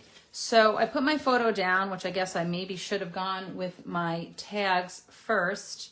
But again, I can either tuck them in or I can trim them accordingly. So I'm going to kind of go like that. Unfortunately, we don't wind up seeing the plane, which is always a shame when we hide things that we like, but all good. As you can see, I'm just taking my glue, putting it around the edges, and I start with that as my base. I'm then going to kind of go around, and it doesn't really matter whether you're covering the paper or not, because we do wind up using little dots on top after. So I'm gonna add foam to this cluster just to lift it. For now, because I don't have my photo in place, I will just do the bottom edge and the side. I did not size that accordingly. Okay.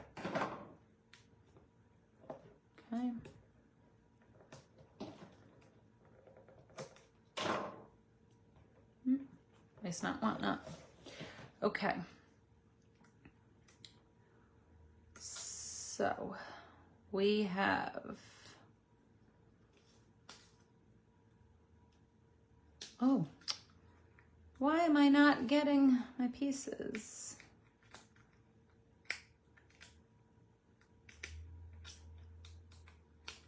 Oh.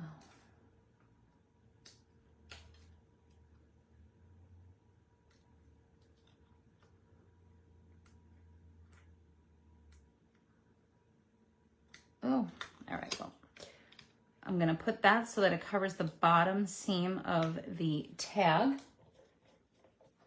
Then I'm gonna wind up putting my plane kind of on this bottom corner. I'm not gonna worry about this little bit yet, as I will use florals to conceal that. I will add this little piece, which again, where is my North Star? I can't read. Oh, there we are, North. Put some foam there.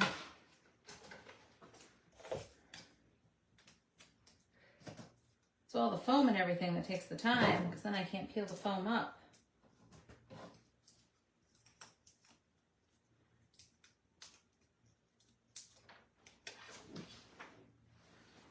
Okay. Again, I just lost my North Star. Here we go. North, I saw south. Okay. So I'm going to kind of put him like that, and then we'll put the plane. And again, I can do the foam on the plane. Nice and easy with those wings.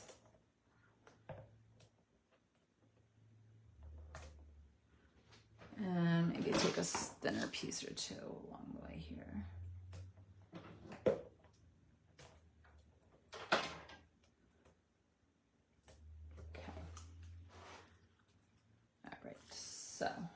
for the cover. We get at least a lot of dimension, which is awesome. Okay. Almost there. Tail end. You guys have done great. The ones that have held out, I tell you, there's a lot of pieces going on here, huh? So we can put it like so.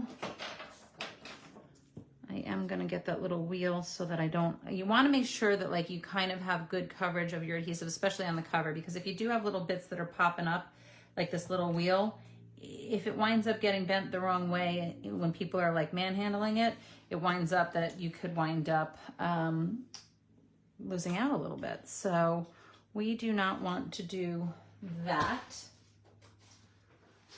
I'm going to kind of put that there and then just pop that in place. Yeah, perfect. And almost there. Almost.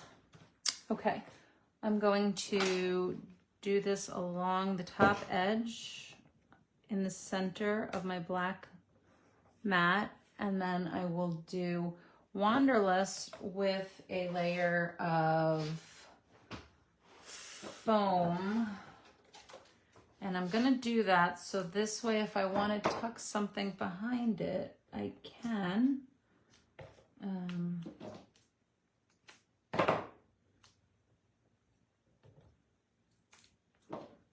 Okay, almost.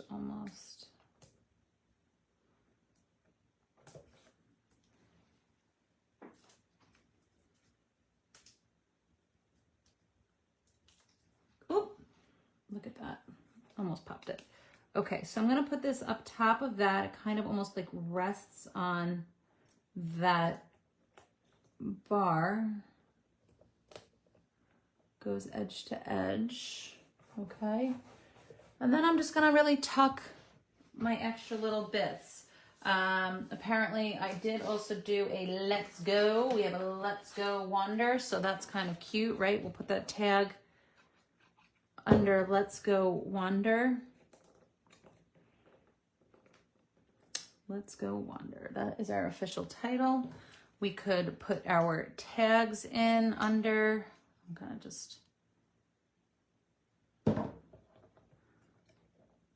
okay, I'm gonna snip that slightly, hoping for the best, so I could just tuck that under. Yeah, perfect. Okay, wipe off that excess glue. And then as those bits and pieces are in place, just to finish it, I'm gonna take some of the florals, okay? So we take some of the florals that we have left, and basically the idea would be to kind of bridge these gaps, right? Like, so what makes sense to kind of put over and under? I like that one there. I'm just gonna not even bother with the adhesive so that it can sit on top and show the ups and downs. That leaf coming over.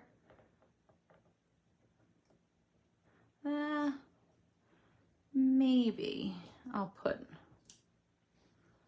one little, this one is having a tendency to pop up over here, so I'll just put that adhesive right there so it does pop up. We then kind of just, can never go wrong with a little bit of floral, right? I mean, you know, obviously 49 Market, we're a fan of our florals, but it just works here, even with the like grungy travel vibe. You just get a little bit of that nature. And so I'm just popping those pieces around. Do I want that to come out there? Yeah, I can. So maybe, and again, it's just playing with these little pieces for what's going to work, where you're positioning them. No right, no wrong. I'm gonna kind of have that just like going up the side there. And then have this little piece, which, yeah. I think I want something more full there. So I think I'm gonna just, perfect. I have this one left, which I just popped off the top.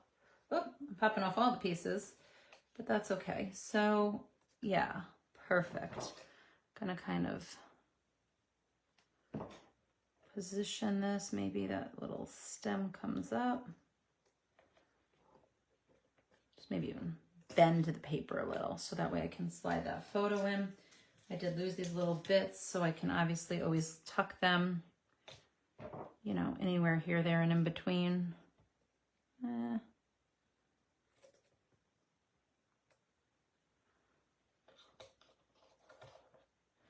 And I think we've got it. I think that hopefully you guys enjoyed this. I think I'm happy with that. I obviously would definitely go back once I have my photos in place. I can do a quick little walkthrough review just to give it a once over for you. But obviously as you're going and you find photos are in place, if you're missing something, you do have extra bits and pieces. So feel free to edit, to tweak. But here's a little quick walkthrough of the album. We have our cover, we have the inside, go travel, seek the unknown, embrace the journey, and then we have our pages. So we have our little flip, the first tab, seek, our single page pocket, the second tab, which is the pull out. Oh, low on battery. All right, good. We made it. I know I kept mine plugged in because I was nervous my battery was going to die. Enriching, adventurous, the flips, the third, the flap, which we'll leave empty. So as you can see, a lot of bits and pieces. I think the colors, everything. When you see how nice that black is going to pop with photos, just having that slight little border in the matte, it is going to be awesome. I mean, when you think of the black that just like pulls out in this collection, it's going to be a lot of fun. And then again, our pull-out page over here or our little flap over there, you know, up to you in terms of which way you want to position it. We have our little pull-out here, which again, you could position this with anything, you know, memorabilia or whatnot, just different pages. And then the pockets, and then we have a few extra pieces that I don't have in here right now. So hopefully you guys like that. I'm being asked again what ink colors. If you wanted to use a little distress ink, ice spruce and spiced marmalade match awesome. In my opinion, obviously there's plenty of other colors that you could go with, but those two do happen to look really good together. So that is it. I hope you guys had an awesome time. I thank you for spending the last 3.5 hours with me. So hopefully you've enjoyed and you will have a keepsake for all of your travel treasures or whatever you choose to put in this project. So thank you. And as always, feel free to check us out on social media. Our design team is always posting amazing inspiration for you guys to follow along. Thank you and take care.